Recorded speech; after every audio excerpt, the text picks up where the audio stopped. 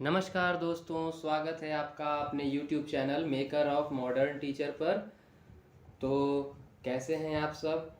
आज की अगली कक्षा में हम सब पढ़ने जा रहे हैं जैक डीएलएड या बीएड किसी भी विषय में पढ़ाए जाने वाले फाउंडेशन 2 और टीचर्स ट्रेनिंग का सबसे मोस्ट इम्पॉर्टेंट सब्जेक्ट शिक्षा मनोविज्ञान, education psychology. I hope that और आई थिंक दैट, मुझे लगता है कि बिना इस विषय में पारंगतता हासिल किए हुए कोई भी व्यक्ति एक अच्छा प्रभावशाली शिक्षक या शिक्षिका नहीं बन सकते हैं। तो इस शिक्षा मनोविज्ञान के तहत आज जो हमने टॉपिक उठाया है वह है अधिगम। मेरा शायद यह मानना है कि आधे से अधिक, चाहे वो प्रशिक्षु हो चाहे वह शिक्षार्थी हो, उनमें यह शंका रहती है कि अधिगम क्या होता है, और यह बार बार पूछा जाने वाला सवाल भी है अधिगम। और दूसरा टॉपिक है शिक्षण। आप जो पढ़ाते हैं, जो बच्चों को सिखाते हैं, उसे शिक्षण कहते हैं, उसे पढ़ाना कहते हैं, इंग्लिश में टीचिंग। और बच्चे जो सीखते हैं, जो ग्रहण करते हैं, उसे सीखना या अधिगम कहते हैं, लर्निंग। तो उसी टॉपिक को आज हम लोग पढ़ने जा रहे हैं, अधिगम, उसका अर्थ, उसकी परिभाषाएं, उसकी विशेषता, प्रभावशाली अधिगम के क्या क्या उपाय होते हैं, अधिगम के क्या क्या सिद्धांत होते हैं, अधिगम को प्रभावित करने वाले कौन कौन से कारक होते हैं। तो ज़्यादा देर न करते हुए अब मैं शुरू करने जा रहा हूँ इस टॉपिक को। ध्यान से देखिए और वीडियो के डिस्क्रिप्शन बॉक्स में जा करके आप PDF को लिंक से डाउनलोड कर लीजिएगा। अब चलिए ध्यान से देखिए, पेपर पेन लेकर बैठिए और सुनिए मेरी बातों को ध्यान से। अधिगम, इसका परिचय समझते हैं। प्रत्येक व्यक्ति अपने जीवन में नित्य प्रति कुछ न कुछ नया सीखता रहता है। ये नवीन अनुभव व्यक्ति के व्यवहार में वृद्धि, परिवर्तन व संशोधन करते हैं। सीखने की इस प्रक्रिया को ही अधिगम कहते हैं। तो हमने क्या समझा कि जब हम कुछ नया चीज़ जो सीखते हैं या कोई अनुभव के द्वारा अपने व्यवहार में जो परिवर्तन लाते हैं, उसे ही हम अधिगम कहते हैं। मनोवैज्ञानिकों ने सीखने को मानसिक प्रक्रिया माना है। मतलब कि यह एक ऐसी प्रक्रिया है जो शारीरिक रूप से नहीं, दरअसल मानसिक रूप से होती है। सीखना मतलब अपने व्यवहार में किया जाने वाला परिवर्तन। यह क्रिया जीवन भर निरंतर चलती रहती है। हमने पढ़ा भी है कि शिक्षा एक ऐसी प्रक्रिया है जो जीवन पर्यंत चलती है। अब इसकी कुछ अर्थ व परिभाषाएं देख लेते हैं। सीखना अर्थात अधिगम किसी स्थिति के प्रति सक्रिय प्रतिक्रिया है। मतलब कि आपने कुछ करते हुए देखा किसी को, वह एक स्थिति थी, और उस स्थिति में जब आप स्वयं आते हैं तो आप भी उसी प्रकार की अगर प्रतिक्रिया देते हैं तो वही प्रक्रिया है कि आपने सीख लिया है। जैसे कि यहाँ एक उदाहरण देकर के मैं बताना चाहता हूँ कि एक बालक अपने हाथ में आम लिए चला जा रहा है और रास्ते में एक भूखा बंदर पेड़ पर बैठा है। वह अचानक से लड़के के हाथ से उस आम को छीन लेता है। लड़का आगे जाकर एक दुकान पर रखे आम को देखता है। वह वहाँ के मालिक से हाथ फैलाकर आम मांगता है। यहाँ बंदर द्वारा आम छीनना एक स्वाभाविक प्रक्रिया है, क्योंकि बंदर एक जानवर है और उसने क्या किया कि उसे भूख लगी तो उसने छीन लिया। परंतु बालक द्वारा हाथ फैलाकर दुकानदार से वह आम मांगना जो है ना, यह एक सीखी हुई प्रक्रिया है। हम बच्चों को सिखाते हैं कि हमें कुछ चीज़ चाहिए तो हमें क्या करना चाहिए। तो स्किनर महोदय, BF स्किनर महोदय ने, देखिए सबसे पहले मैं इनके बारे में बता देना चाहूँगा कि BF स्किनर महोदय को ही शिक्षा जगत में यानी एजुकेशन में साइकोलॉजी को जोड़ने का श्रेय दिया जाता है। अर्थात शिक्षा मनोविज्ञान का जनक एक तरह से कहें तो BF स्किनर को माना जाता है। सीखना व्यवहार में उत्तरोत्तर सामंजस्य की प्रक्रिया है, यह एक परिभाषा है। क्रो व क्रो के अनुसार सीखना अर्थात अधिगम आदतों, ज्ञान व अभिवृत्तियों का अर्जन है। तो समझा आपने।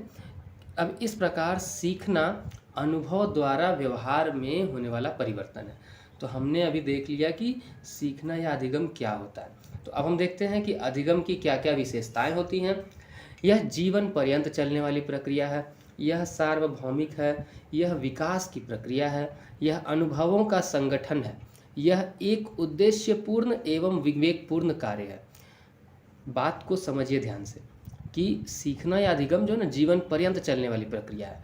यह सार्वभौमिक अर्थात हर जगह पर है। यह विकास की प्रक्रिया है, इसमें बदलाव होता है और नृत्य प्रति पीछे वाले से आगे वाला में बदलाव जो होता है वह पॉजिटिव यानी सकारात्मक होता है। यह अनुभवों का संगठन है, हम जो भी सीखते हैं वह हमारे अनुभवों का ही देन होता है। यह एक उद्देश्यपूर्ण एवं विवेकपूर्ण कार्य है। कोई भी व्यक्ति किसी कार्य को करता है तो उसके पीछे उसका कुछ न कुछ मकसद जरूर होता है।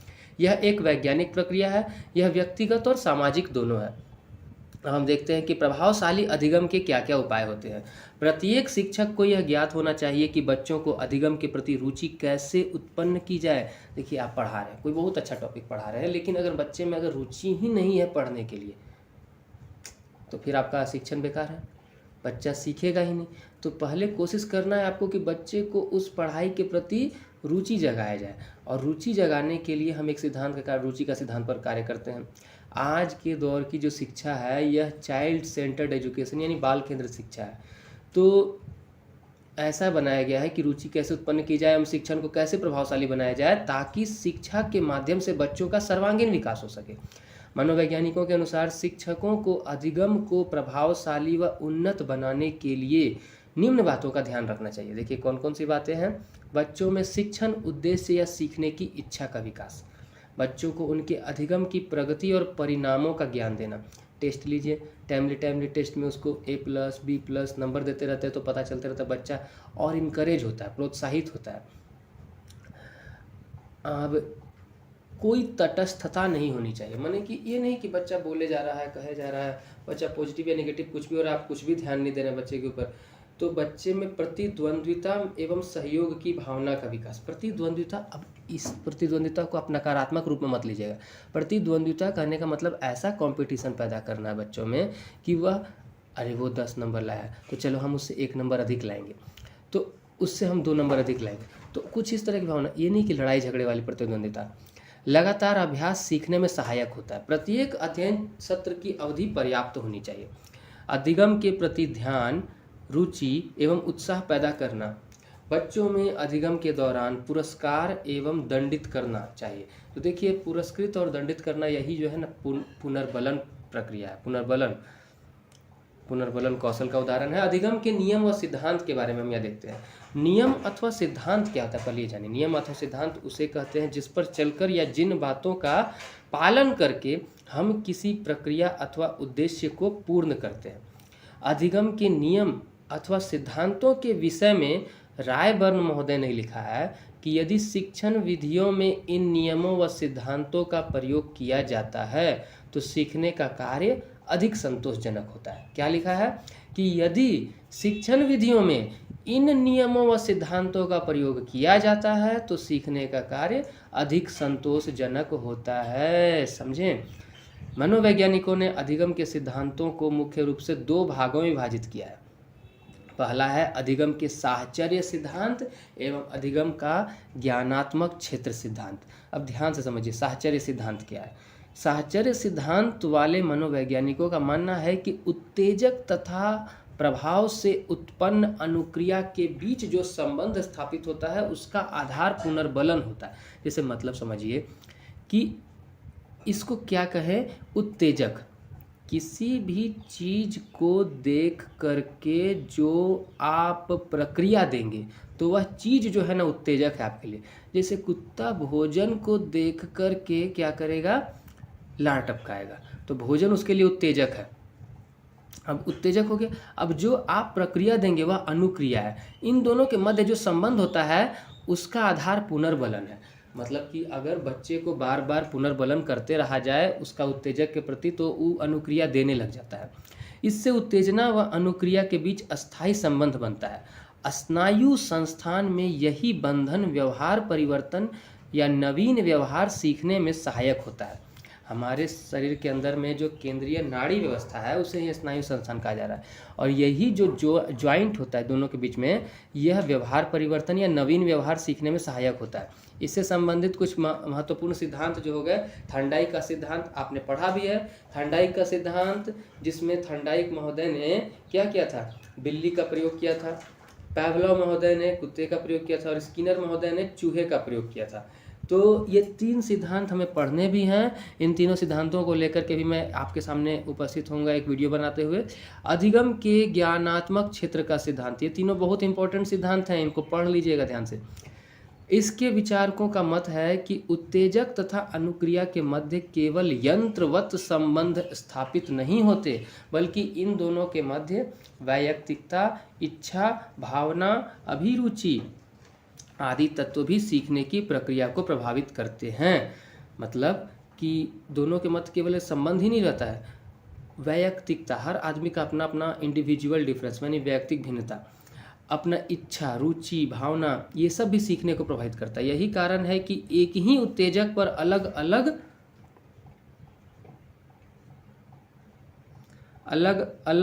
व्यक्ति भिन्न भिन्न प्रतिक्रिया करते हैं। देखिए क्या लिखा हुआ है यहाँ पर, ध्यान से देखिएगा कि यहाँ लिखा, यही कारण है कि एक ही उत्तेजक पर अलग अलग व्यक्ति भिन्न भिन्न प्रतिक्रिया करते हैं। देखिए अब अधिगम को प्रभावित करने वाले कुछ प्रमुख कारक, अंतिम टॉपिक है इसमें कि अधिगम को कैसे प्रभावित किया जाता है। माने कि कोई बच्चा किसी सवाल को जल्दी सीख ले रहा है, कोई बच्चा सीखने में देर कर रहा है, तो इसके पीछे क्या कारण है। विषय सामग्री का स्वरूप, किसी कक्षा में कोई टीचर अगर विषय सामग्री को इतने सरल तरीके से प्रस्तुत करेगा तो उसको बच्चे जल्दी सीख जाएंगे, और किसी में अगर कठिन तरीके से प्रस्तुत किया जाएगा तो वहाँ देर से सीखेंगे। अधिगम का वातावरण, अब आपकी कक्षा में अधिगम का वातावरण कैसा, आप खुद ही घर से अगर उखड़े मूड के साथ गए कक्षा पढ़ाने के लिए, और कक्षा में बच्चों को पढ़ा रहे हैं, अब पढ़ाते पढ़ाते बीच में बिना मतलब किसी को डांट दे रहे हैं, या फिर बार बार उठा करके कहीं दूसरी जगह का बात उठा करके ले आ रहे हैं, तो यह अधिगम के वातावरण भी है, अधिगम को प्रभावित करते हैं। बालकों का शारीरिक और मानसिक स्वास्थ्य, आप किसी को पढ़ाने बैठे, बहुत अच्छा घन घना बेलन आयतन, और पता चलता है कि उसका शौक ही अभी नहीं है, उसका शारीरिक स्वास्थ्य थोड़ा बिगड़ा हुआ है, पैर में चोट लगा हुआ है, सिर में दर्द हो रहा है, भूख लगा हुआ है, और आप उसको पढ़ाए जा रहे हैं, तो ऐसा भी नहीं पढ़ पाएगा। बालकों की आयु व परिपक्वता, अभी सबसे साधारण बात है, बालकों की आयु व परिपक्वता बहुत ध्यान देती है। अब एक दूसरा या तीसरा क्लास के बच्चे को आप कहेंगे कि वो ट्रिग्नोमेट्री सीख ले, तो यह कहाँ से सीख सकता है। अब वो लीनियर इक्वेशन बनाना सीख ले, अलजेब्रा सीख ले, तो जब नहीं हो पाएगा 3-4 क्लास तक के बच्चे से। आगे हम देखते हैं सीखने की इच्छा व विधियाँ, हमें यह भी ध्यान देना है कि बच्चों में सीखने की इच्छा का विकास हो, और उसके लिए आप कौन कौन सी विधियों का प्रयोग करते हैं। अध्यापकों एवं अभिभावकों की भूमिका, समय समय पर हमें बच्चों में रिफ्रेशमेंट का कार्य करवाने हेतु तरह तरह की उद्दीपन परिवर्तन कौशल का प्रयोग करना चाहिए, जिससे बच्चों में सीखने की भावना और विकसित हो। इसके लिए अध्यापकों और अभिभावकों को आपस में पेरेंट टीचर मीटिंग जो करवाया जाता है, शिक्षक अभिभावक मेल मिलाप करवाया जाता है, एक बार स्कूलों में इसका आयोजन करवाया जाता है। इसीलिए बालकों की आर्थिक स्थिति, पुरस्कार एवं दंड के आधार पर पुनर्बलन कौशल का प्रयोग किया जाता है। प्रेरणा एवं अभिप्रेरणा, समय समय पर आपको बच्चे को इंस्पायर करते रहना है, मोटिवेट करते रहना है, उसे अंदर से प्रोत्साहित करते रहना है। और बालक की बुद्धि क्षमता, इसे जानने के लिए हम बच्चे का लगातार टेस्ट लेते रहते हैं ताकि पता चले कि वो किस फील्ड में वो अच्छा कर सक रहा है। तो इस प्रकार हमने देखा अधिगम के थॉर्नडाइक का संबंधवाद सिद्धांत, ये क्या है इस सिद्धांत को बताऊंगा। फिर साथ में थॉर्नडाइक के अनुसार अधिगम के नियम, तो जो बच्चों में जो अधिगम होता है, जो सीखने की प्रवृत्ति होती है, उसके लिए क्या क्या नियम थॉर्नडाइक ने दिए हैं। थॉर्नडाइक महोदय के नियमों की मूल्यांकन यानी कि उनके गुण और दोष की चर्चा हम अंत में करेंगे। तो बारी बारी से हर एक बिंदु को मैं आपके सामने अब डिकोड करते जाता हूं, तो आप ध्यानपूर्वक देखें। तो चलिए अब हम देखते हैं सबसे पहले अधिगम को। अधिगम को मैंने परिभाषित किया, अधिगम का संक्षिप्त परिचय मैंने आपके सामने रखा है। इसे आप ध्यान से जब पढ़ेंगे तो आपको समझ में आएगा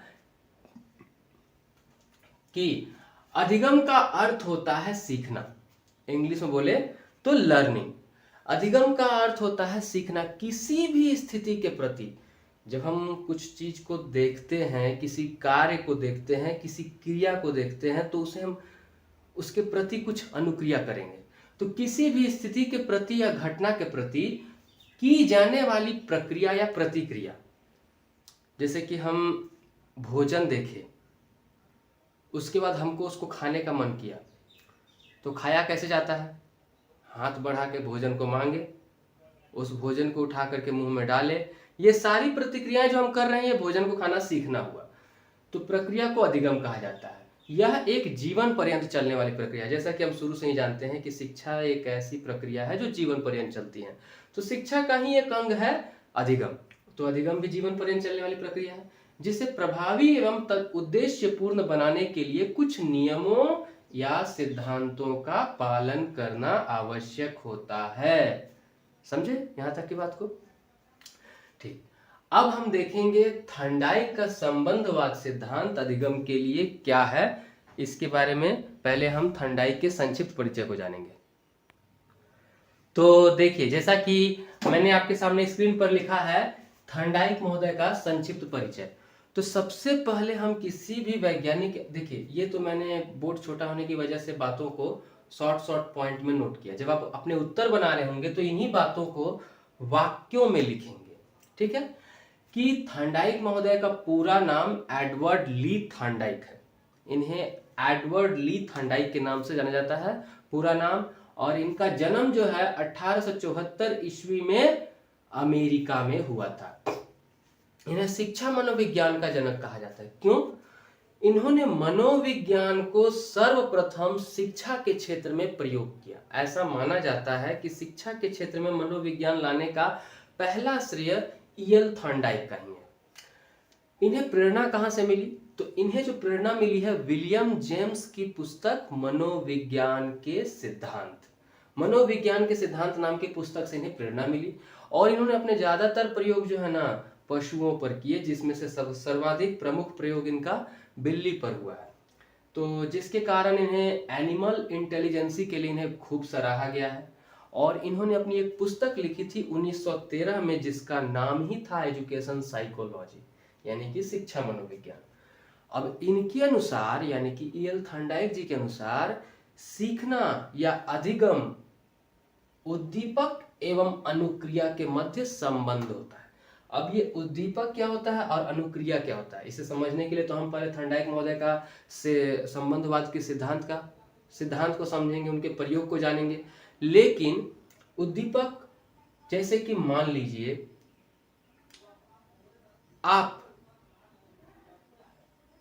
आपको भूख लगा, सामने में भोजन है, तो भोजन को देख अभी उसी समय में आपके सामने में भोजन आ गया। जिस समय आपको भूख लगा उसी समय आपके सामने में भोजन आ गया। तब तक आप स्थिर रहेंगे जिस जगह पे बैठे हुए हैं जब तक आपके सामने में भोजन नहीं है। लेकिन भोजन जैसे ही सामने आ जाता है तो आप कुछ ना कुछ काम करेंगे, उठेंगे, उसकी ओर आगे बढ़ेंगे। तो जो आप कर रहे हैं ना वो अनुक्रिया है, और किसे देख करके आप कर रहे हैं भोजन को, तो भोजन आपका उद्दीपक हो गया। तो इन दोनों के मध्य संबंध जो है, इसको हम थॉर्नडाइक महोदय के सिद्धांत में अब आगे समझने का प्रयास करते हैं। अब ध्यान से आप स्क्रीन पर देखिए, तो हमने आपके सामने थॉर्नडाइक के संबंधवाद सिद्धांत की व्याख्या की है, कुछ हद तक करने की कोशिश की है जिससे आपको समझ में आए। थॉर्नडाइक का सिद्धांत जो है उसको समझने से पहले आपको उद्दीपक और अनुक्रिया को समझना होगा।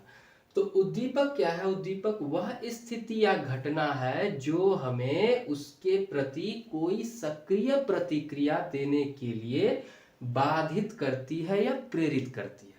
मतलब किसी घटना, किसी स्थिति या किसी क्रिया को देखने के बाद कोई प्रतिक्रिया आप जो देते हैं ना, तो वो जो घटना है ना वही आपके लिए उद्दीपक का कार्य करती है। इस प्रतिक्रिया को हम अनुक्रिया कहते हैं। और थॉर्नडाइक के इस सिद्धांत को संबंधवाद या प्रयत्न व भूल का सिद्धांत या साहचर्यवाद का सिद्धांत भी कहते हैं। यहाँ इस सिद्धांत को दर्शाने के लिए जो फॉर्मूला, जो सूत्र दिखाया जाता है, SR का सूत्र दिखाया जाता है। SR का सिद्धांत भी कहा जाता है इसे। S मतलब जो होता है ना स्टिम्युलस यानी कि उद्दीपक, R मतलब रिस्पॉन्स यानी कि अनुक्रिया। तो अब हम जानते हैं कि संबंधवाद के सिद्धांत को सिद्ध करने के लिए उन्होंने जो प्रयोग किया था उस प्रयोग को जानने की कोशिश करते हैं। तो प्रयोग को हम देखते हैं। तो जैसा कि आप सब स्क्रीन पर देख पा रहे हैं, मैंने थॉर्नडाइक महोदय के प्रयोग को आपके सामने लिख करके बताया है, ताकि आप अपने उत्तर में जब लिखें तो आपको शब्दों की कमी महसूस ना हो। इसके लिए थर्नडाइक ने एक भूखी बिल्ली को पिंजरे में बंद कर दिया। आप सोच सकते हैं कि चित्र कैसा होना चाहिए। एक पिंजरे के अंदर एक बिल्ली बंद है, जिसकी कुंडी यानी कि खोलने का खटका, लीवर या गेट का जो भी बोल सकते ताला, वो पिंजरे के दरवाजे पर लगा था।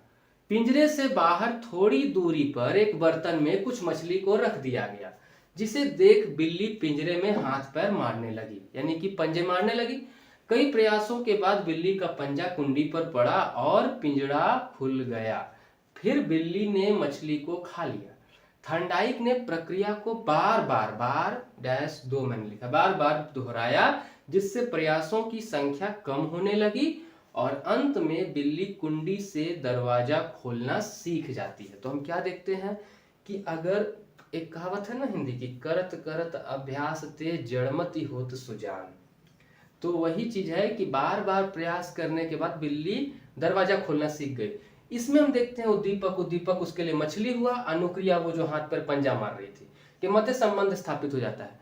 और इस प्रक्रिया के द्वारा शिक्षा में मनोविज्ञान के प्रयोग को अगर बोला जाए तो इसी प्रयोग, इसी सिद्धांत के बाद हम शिक्षा मनोविज्ञान में पुरस्कार, दंड और साथ ही साथ पुनर्बलन जैसे शब्दों का समाकलन देखते हैं।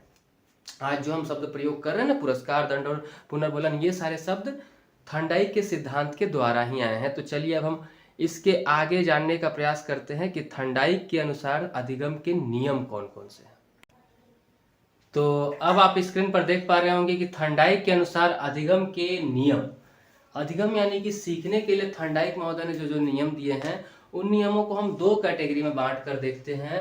पहला है मुख्य नियम, दूसरा है गौण नियम। गौण नियम मतलब कि साधारण नियम। मुख्य नियम में वो नियम जो कि इस सिद्धांत से निकल करके सीधे सीधे सामने दिखते हैं। पहला नंबर तत्परता का नियम। तत्परता का नियम हमें बताता है कि यदि बालक पूर्ण रूप से शारीरिक, मानसिक, बौद्धिक रूप से यदि तत्पर रहे तो वह किसी भी क्रिया को, किसी भी वस्तु को, किसी भी विषय को आसानी से सीख सकता है। इसके लिए उसके अंदर में एक ललक, एक मन में उत्साह होना चाहिए। दूसरा अभ्यास का नियम, अगर मनुष्य, अगर बालक, अगर बच्ची, अगर बच्चे, अगर विद्यार्थी किसी भी विषय का तत्परता के साथ लगातार बारंबार अभ्यास करते हैं तो उसे वो सही तरीके से सीख पाते हैं। तीसरा है प्रभाव का नियम। प्रभाव, इसके अनुसार बताया गया है कि यदि उद्दीपक के प्रति कोई अनुक्रिया देंगे और वह आप पर सकारात्मक प्रतिक्रिया देती है, जैसे कि मान लीजिए कोई भी विषय को आप सीख रहे, अगर बात की जाए साइकिल चलाने के लिए, आप साइकिल चलाने के लिए चढ़े साइकिल पर, छोटा छोटा कोई नया बच्चा साइकिल पर चढ़ रहा है और वह बिना गिरे ही सहारे से यदि वह आगे चलाते जाता है तो जरूर है कि वह चलाना सीख लेगा निश्चित रूप से। लेकिन यदि वह शुरू बार में ही चढ़ा और गिर गया तो उसका मनोबल टूट जाता है, तो वो ऋणात्मक हो जाता है, नकारात्मक हो जाता है। सकारात्मक रूप से अगर प्रभाव देता है तो वह प्रतिक्रिया, वह अभ्यास, वह तत्परता बनी रहती है। अब हम गौण नियमों की बात करते हैं तो अधिगम का प्रारंभ प्रभावशाली, इसीलिए कहा जाता है कि कक्षा में किसी भी शिक्षक के पढ़ाने से पहले उसका प्रस्तावना का कौशल कैसा होगा, यह सबसे अधिक प्रभावी रहता है। तो आपका प्रारंभ प्रभावशाली होना चाहिए। त्वरित घटित घटना का अधिगम, आपने गौर किया होगा कि परीक्षा से तुरंत पूर्व जो आपने अध्ययन किया है वह आपके मस्तिष्क में अधिक समय तक बना रहता है। तो यही है कि त्वरित घटित घटना का अधिगम बहुत लंबा प्रभावी रहता है। उद्दीपक का प्रभावी होना, अब देखिए किसी छोटे बच्चे को इंटरेस्ट है खेलने में, उसे खेलना सिखाना है, तो जिस खेल में उसको इंटरेस्ट है उस खेल को आपको उसके सामने प्रदर्शित करना होगा, ना कि जिस खेल में उसका इंटरेस्ट ही नहीं है उस खेल से उसका उद्दीपक उतना प्रभावी नहीं हो पाएगा। जैसे कि कक्षा में कोई पढ़ाने के लिए आए हैं तो पढ़ाने के लिए आए हैं, पढ़ाने वाला टीचर ही यदि उतना प्रभावी तरीके से प्रस्तुत नहीं कर पाता है विषय सामग्री को तो शिक्षण प्रभावी नहीं होता है। बहुसंख्यक अनुक्रिया, बहुसंख्यक अनुक्रिया का मतलब हो गया ना बारंबार आवृत्ति, आप बार बार अभ्यास करवाइए और बार बार वो प्रतिक्रिया दे रहा है, बार बार वो प्रतिक्रिया दे रहा है।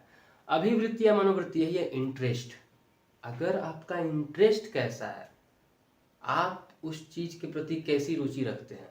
बच्चा अगर रुचि रखता है, बच्चियां अगर रुचि रखती हैं जिस विषय को, उस विषय को पढ़ाने से उस बालक का शिक्षण विकास और अच्छे तरीके से होता है। सादृश्य अनुक्रिया, सादृश्य अनुक्रिया मतलब कि मान लीजिए किसी एक विषय को सीख रहा है, उसी के जैसा अनुक्रिया यानी उसी के जैसा वो बार बार प्रैक्टिस दूसरे विषय में भी कर देता है कभी कभी, और इसका प्रयोग करते हुए हम साहचर्यात्मक स्थानांतरण करते हैं। जैसे गौर करिएगा, किसी ने साइकिल चलाना सीखा तो साइकिल का हैंडल सीधा होता है।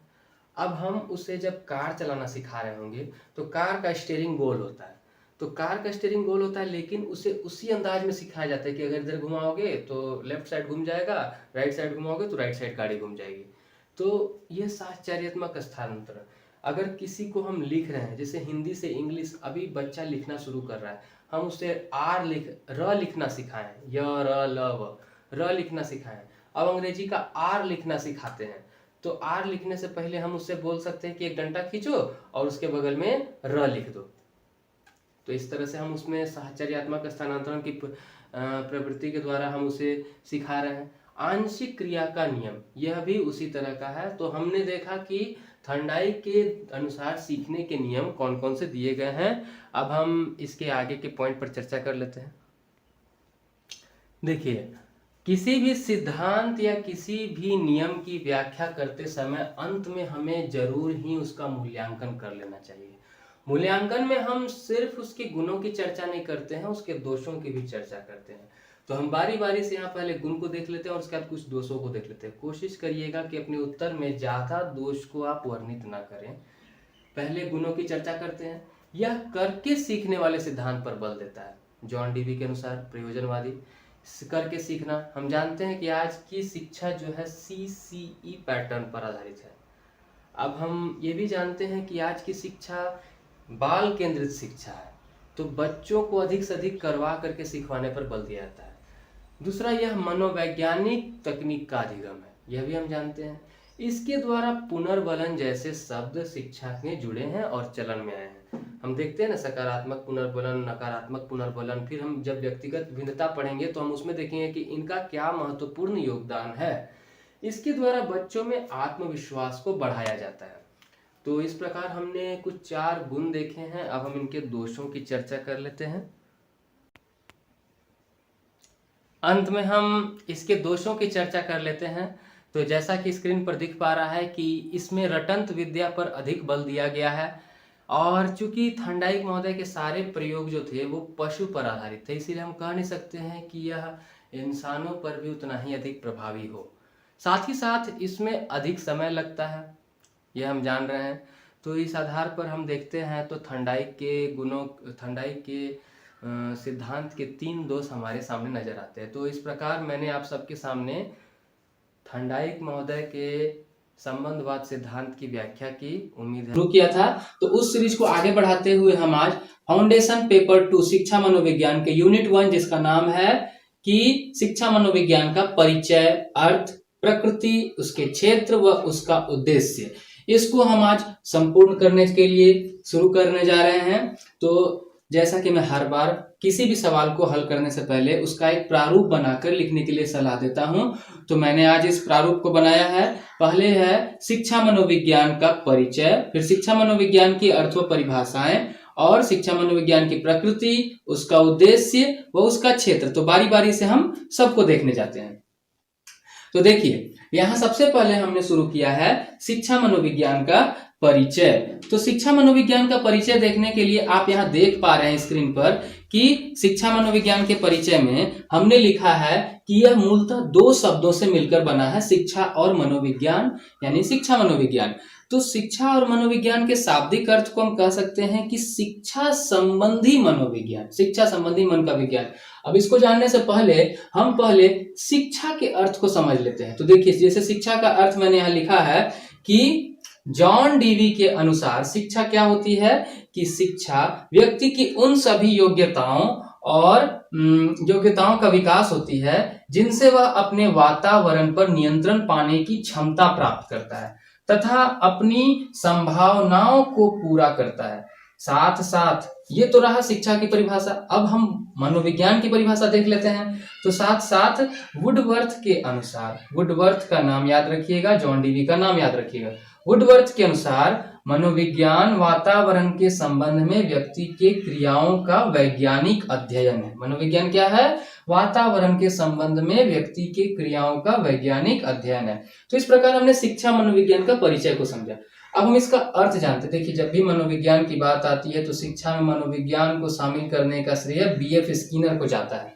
बीएफ स्किनर, इनके अनुसार शिक्षा मनोविज्ञान का अर्थ शिक्षा से, जो कि एक सामाजिक प्रक्रिया है, तथा मनोविज्ञान से, जो कि व्यवहार संबंधी ज्ञान है, वह ग्रहण करता है। यानी शिक्षा मनोविज्ञान कहाँ से? शिक्षा और मनोविज्ञान। शिक्षा एक सामाजिक प्रक्रिया और मनोविज्ञान एक व्यवहार संबंधी ज्ञान। शिक्षा मनोविज्ञान का केंद्र हम मानव के व्यवहार को मानते हैं। शिक्षा मनोविज्ञान खोज और निरीक्षण से प्राप्त तथ्यों का संग्रह है और शिक्षा मनोविज्ञान से संग्रहित ज्ञान को सिद्धांत का रूप प्रदान किया जा सकता है। तो इस प्रकार हमने शिक्षा मनोविज्ञान का परिचय और उसका अर्थ देखा। अब हम इसके आगे इसकी प्रकृति और उद्देश्य और क्षेत्र को देखते हैं। तब तक के लिए अब हम आगे देखते हैं शिक्षा मनोविज्ञान की परिभाषाएं। देखिए, शिक्षा मनोविज्ञान हो या कोई भी विषय हो जहां आपको अर्थ व परिभाषा पूछी जाती है, तो कम से कम 2 परिभाषाएं आप अवश्य लिखें। देखिए, जैसा कि मैंने यहाँ पर आपको स्क्रीन पर लिखवा दिया है 2 प्रमुख परिभाषाएं, जिनमें एक है स्किनर के अनुसार, एक है क्रो के अनुसार। तो परिभाषाओं में पहला है स्किनर के अनुसार, कि बीएफ स्किनर महोदय कहते हैं कि शिक्षा मनोविज्ञान के अंतर्गत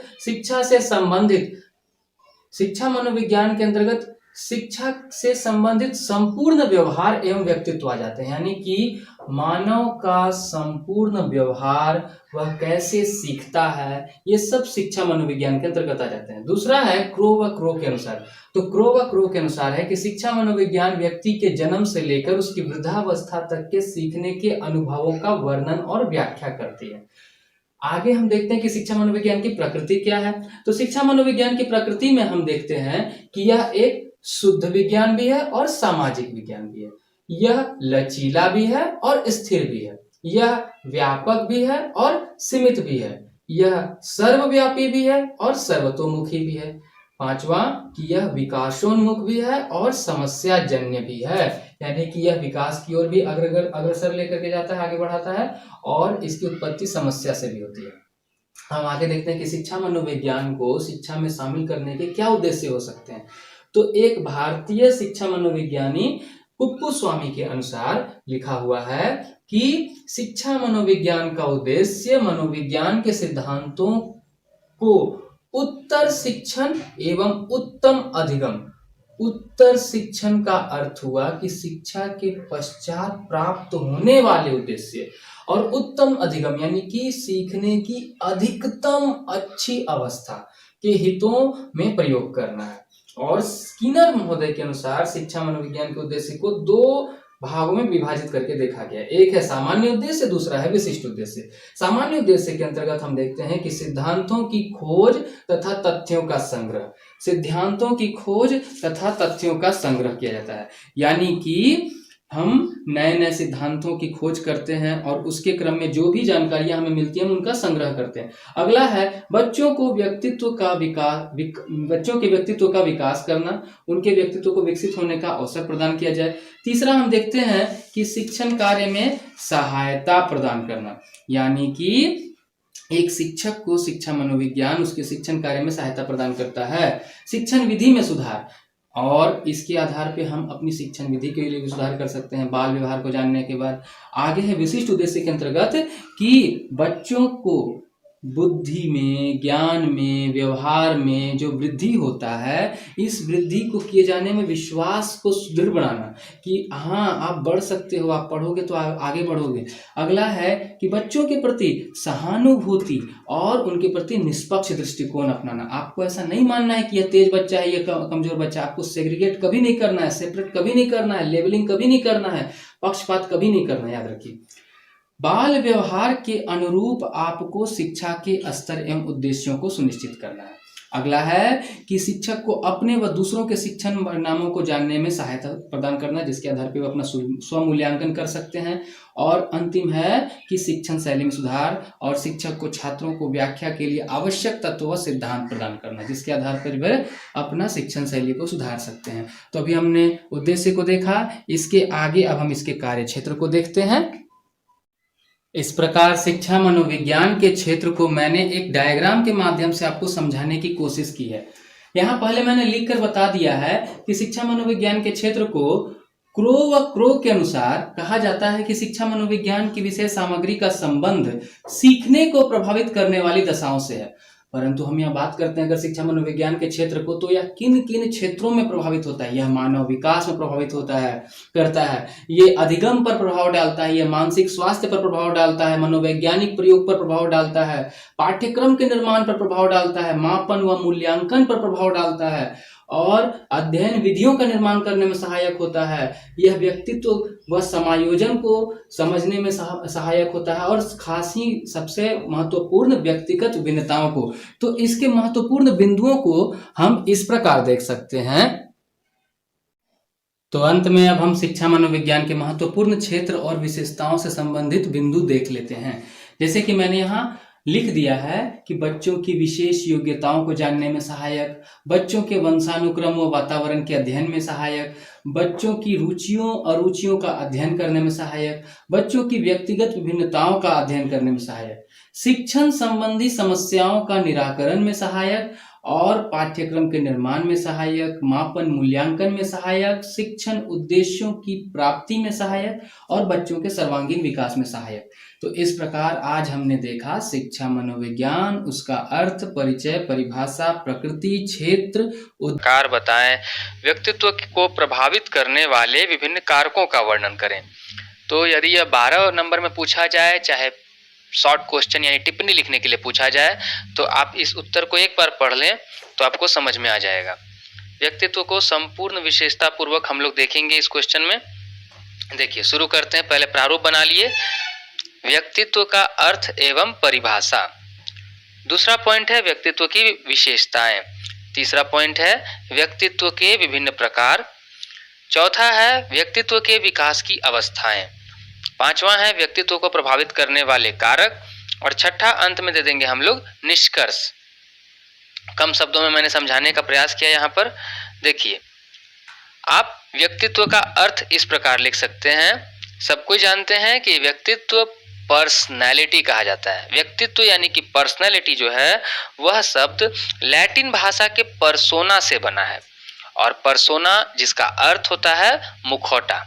प्राचीन काल में जो नाटक होते थे, तो नाटकों के जो पात्र होते थे वे अपने चेहरे पर एक प्रकार का मुखौटा पहनते थे, और यह मुखौटा जो है वह नाटक के पात्र की चारित्रिक विशेषता को दर्शाता था। अभी भी झारखंड में जो छऊ नृत्य होता है, उस छऊ नृत्य में राम, रावण, सीता, कृष्ण, राधा, इनके चेहरे पहनकर बंगाल, उड़ीसा और झारखंड, इन तीनों में छऊ नृत्य का बहुत प्रधान है। तमिलनाडु में भरतनाट्यम जैसी नाटक जो नृत्य शैलियां हैं, इनमें जो मुखौटा पहना जाता है यह उनके चरित्र को दर्शाता है। तो व्यक्तित्व जो है पर्सनैलिटी वह पर्सोना से बना है। पर्सोना का अर्थ है मुखौटा, और मुखौटा जो प्राचीन काल के लोग पहनते थे वे अपना व्यक्तित्व को दर्शाने के लिए, माने कि पात्र को के चरित्र को दर्शाने के लिए। अब व्यक्तित्व की परिभाषा पर चर्चा कर लेते हैं। वुड्सवर्थ के शब्दों में व्यक्तित्व व्यक्ति के व्यवहार की एक समग्र विशेषता है। कैसी विशेषता है? टोटल एंटायर प्रॉपर्टी कह सकते हैं। यह कंप्लीट एडजेक्टिव है, कंप्लीट गुण है आपका। एक व्यक्ति के व्यवहार की समग्र या समस्त विशेषता को हम व्यक्तित्व कहेंगे वुड्सवर्थ के शब्दों में। अगला है मिशेल के अनुसार कि विचार और संवेगों सहित व्यक्तित्व व्यवहार की विशिष्टता की ओर संकेत करता है। क्या बोले? विचार और संवेगों सहित व्यक्तित्व जो है व्यवहार की विशिष्टता की ओर संकेत करता है। माने कि जिस व्यक्तित्व में विचार और संवेग दोनों हो वह व्यवहार की विशेषता बताता है आपका। और यह स्थिति वातावरण में उसके समायोजन की ओर संकेत करती है। जिस व्यक्ति का व्यक्तित्व जितना सुलझा हुआ, सरल और जितना ही उच्च विचारशील होगा, संवेगों पर नियंत्रण जिसका जितना अधिक होगा, वह व्यक्ति अपने समाज के साथ, अपने पर्यावरण के साथ, परिवार के साथ, वातावरण के साथ, अपने कार्य क्षेत्र के साथ, अपनी शिक्षा के साथ, अपने रोजगार के साथ उतने ही अच्छे तरीके से समायोजन स्थापित कर सकेगा। तो जैसा कि हम यहाँ देख पा रहे हैं कि व्यक्तित्व आपको समायोजन में सहायता प्रदान करता है। समझ गए? व्यक्तित्व की विशेषताओं पर चर्चा करते हुए हम देखते हैं, सबसे पहला है आत्मचेतन। आत्मचेतना व्यक्तित्व की मुख्य विशेषता है। आत्मचेतना, ध्यान रखिए, व्यक्तित्व की मुख्य विशेषता है आत्मचेतना, यानी कि स्वयं का ज्ञान। इसी के कारण मानव सभी जीवधारियों में सर्वोच्च माना जाता है। किसी अन्य पशु या जीवधारी को स्वयं का ज्ञान नहीं होता सिवाय मनुष्य के। मनुष्य ही जान पाता है कि मैं कौन हूं। सामाजिकता, देखिए, आत्मचेतना सर्वोच्च और सर्वप्रथम विशेषता है व्यक्तित्व की। जिस व्यक्ति को अपनी आत्मचेतना का ज्ञान हो जाए, वह अपने हर क्षेत्र में सफलता प्राप्त करेगा। सामाजिकता व्यक्तित्व की सेकेंड और सबसे प्रमुख दूसरी विशेषता है सामाजिकता। किसी भी मनुष्य के व्यक्तित्व का संपूर्ण विकास तब तक नहीं हो पाता जब तक वह समाज के अन्य व्यक्तियों के संपर्क में नहीं आता। ऐसा क्यों? तो ऐसा इसलिए क्योंकि अरस्तु ने भी कहा है, मानव एक सामाजिक प्राणी है। क्या है? मानव एक सामाजिक प्राणी है। तो सामाजिकता दूसरी विशेषता हुई व्यक्तित्व की। तीसरी विशेषता है संगठित विकास की निरंतरता। आपके व्यक्तित्व का निरंतर विकास होते रहता है। शिशु की शैशवावस्था से लेकर के यह विकास चलते रहता है। ऐसे तो विकास शुरू हो जाता है गर्भावस्था में ही, लेकिन हम जो विकास को देख रहे हैं वह शैशवावस्था में है। आप पढ़े भी होंगे, बॉर्नविटा का प्रचार आता है कि बच्चे के 90% तक ब्रेन का विकास उसके 5 साल की उम्र तक ही हो जाता है। बच्चे को जो भी बनना होता है, चाणक्य ने भी कहा कि 6 से 14 वर्ष तक की आयु कुछ भी बन जाते हैं। आप मुझे 7 वर्ष का आयु दीजिए, मैं 7 वर्ष की आयु का बालक दीजिए, मैं उसे जो बनाने कहिएगा मैं वो बना दूंगा, ऐसा चाणक्य का कथन है। तो इस प्रकार हम कह सकते हैं कि बच्चे का विकास जो था निरंतर गति से चलते रहता है। अब संगठित का मतलब क्या है कि भाटिया महोदय ने कहा है कि व्यक्तित्व मानव की सभी शक्तियों और गुणों का संगठन और एकीकरण है। मनुष्य के अंदर जितनी भी शक्तियां छिपी हुई हैं, जितने भी गुण हैं, इन सभी का जो एकत्रीकरण होता है वही उसका व्यक्तित्व होता है। समायोजन की बात करें तो मानव व्यक्तित्व की सबसे अद्भुत प्रतिभा है समायोजन। मैंने पहले ही कहा था, जिस मनुष्य में उसका व्यक्तित्व उसको पता चल जाए, उसे उसका आत्मज्ञान हो जाए, यदि उसको अपने संवेगों पर नियंत्रण करना आ जाए, तो याद रखिए वह कहीं पर भी समायोजन कर लेगा। मानव व्यक्तित्व की सबसे अद्भुत प्रतिभा है समायोजन। मनुष्य अपनों से, दूसरों से, समाज से व जीवन के प्रत्येक क्षेत्र में स्वयं को समायोजित करके ही अपने लक्ष्य को प्राप्त कर पाता है। ठीक है? जब तक वह समायोजन नहीं करेगा तो उसका लक्ष्य प्राप्त नहीं होगा। वह एक बिना पूंछ के पतंग की भांति भटकता रहेगा। दृढ़ इच्छा शक्ति व स्थिरता। मनुष्य, यदि कोई व्यक्ति अपने व्यक्तित्व को ऐसी स्थिरता प्रदान कर दे कि वह कोई कार्य को पूरा करके ही रहेगा, ऐसा दृढ़ निश्चय रख ले, तो यह दृढ़ इच्छा शक्ति जो है ना, उसे सफल मनुष्य बना देती है। हम चर्चा कर लेते हैं व्यक्तित्व के प्रकार पर। व्यक्तित्व को मुख्य रूप से 2 प्रकार में बांटा गया है। पहला है अंतर्मुखी, दूसरा है बहिर्मुखी। अब दोनों की चर्चा करते हैं। अंतर्मुखी व्यक्तित्व वाले व्यक्ति बहिर्मुखी व्यक्तित्व के विपरीत गुणों से युक्त होते हैं। जैसे इन्हें लोगों से मिलना जुलना, बातें करना आदि उतना पसंद नहीं होता।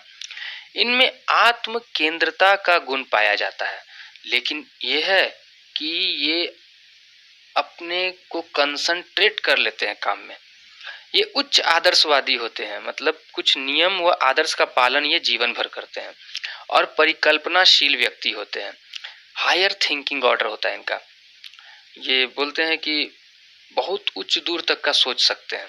ये कुछ हद तक रूढ़िवादी भी होते हैं। अब ऐसे व्यक्तियों में यदि हम कहें तो आप देख सकते हैं पूर्व प्रधानमंत्री मनमोहन सिंह का नाम आता है इसमें। हमारे और भी बहुत सारे पहुंचे हुए व्यक्तित्व हैं। देखिए, जिस भी व्यक्ति को अपने व्यक्तित्व का ज्ञान हो जाएगा वह अपने आप को उच्चता, शिखर की उच्चता पर पहुंचा देगा। बहिर्मुखी व्यक्तित्व, ये व्यक्ति सामाजिक होते हैं। इनकी रुचि समाजोपयोगी कार्यों में अधिक होती है। ये आशावादी तथा यथार्थवादी होते हैं।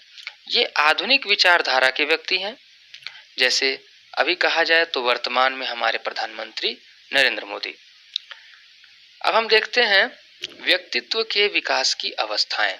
मनुष्य के शरीर में व्यक्तित्व का विकास जो होता है वह इन अवस्थाओं से होकर गुजरता है। गर्भावस्था, जो गर्भ के अंदर में हुआ। दूसरा है शैशवावस्था। शैशवावस्था के बाद है बाल्यावस्था। बाल्यावस्था के बाद आती है किशोरावस्था। किशोरावस्था के बाद है प्रौढ़ावस्था और प्रौढ़ावस्था के बाद है वृद्धावस्था। कुल मिलाकर कितनी अवस्थाओं को देखते हैं। अब व्यक्तित्व के विकास को प्रभावित करने वाले कारक। पहला नंबर बात है वंशानुक्रम, सर्वाधिक प्रभावित करने वाला कारक। स्किनर तथा हैरीमन के अनुसार यह कथन है कि मनुष्य का व्यक्तित्व स्वाभाविक विकास का परिणाम नहीं है। मनुष्य का जो व्यक्तित्व है नेचुरली खुद डेवलप नहीं हो गया है। उसे अपने माता पिता के कुछ निश्चित शारीरिक, मानसिक, सांवेगिक और व्यावसायिक शक्तियां प्राप्त होती हैं। हर मनुष्य को अपने माता पिता से कुछ शारीरिक, मानसिक, सांवेगिक और व्यावसायिक यानी कि कार्य संबंधी शक्तियां प्राप्त होती हैं। वही शक्तियां उसके व्यक्तित्व का विकास करती हैं। अगला है सामाजिक वातावरण। गैरेट के अनुसार कहा जाता है कि जन्म के समय से ही बच्चे का व्यक्तित्व जो है वह उस समाज के द्वारा निर्मित व प्रभावित किया जाता है जिस समाज में वह रहता है। तीसरा है शारीरिक रचना।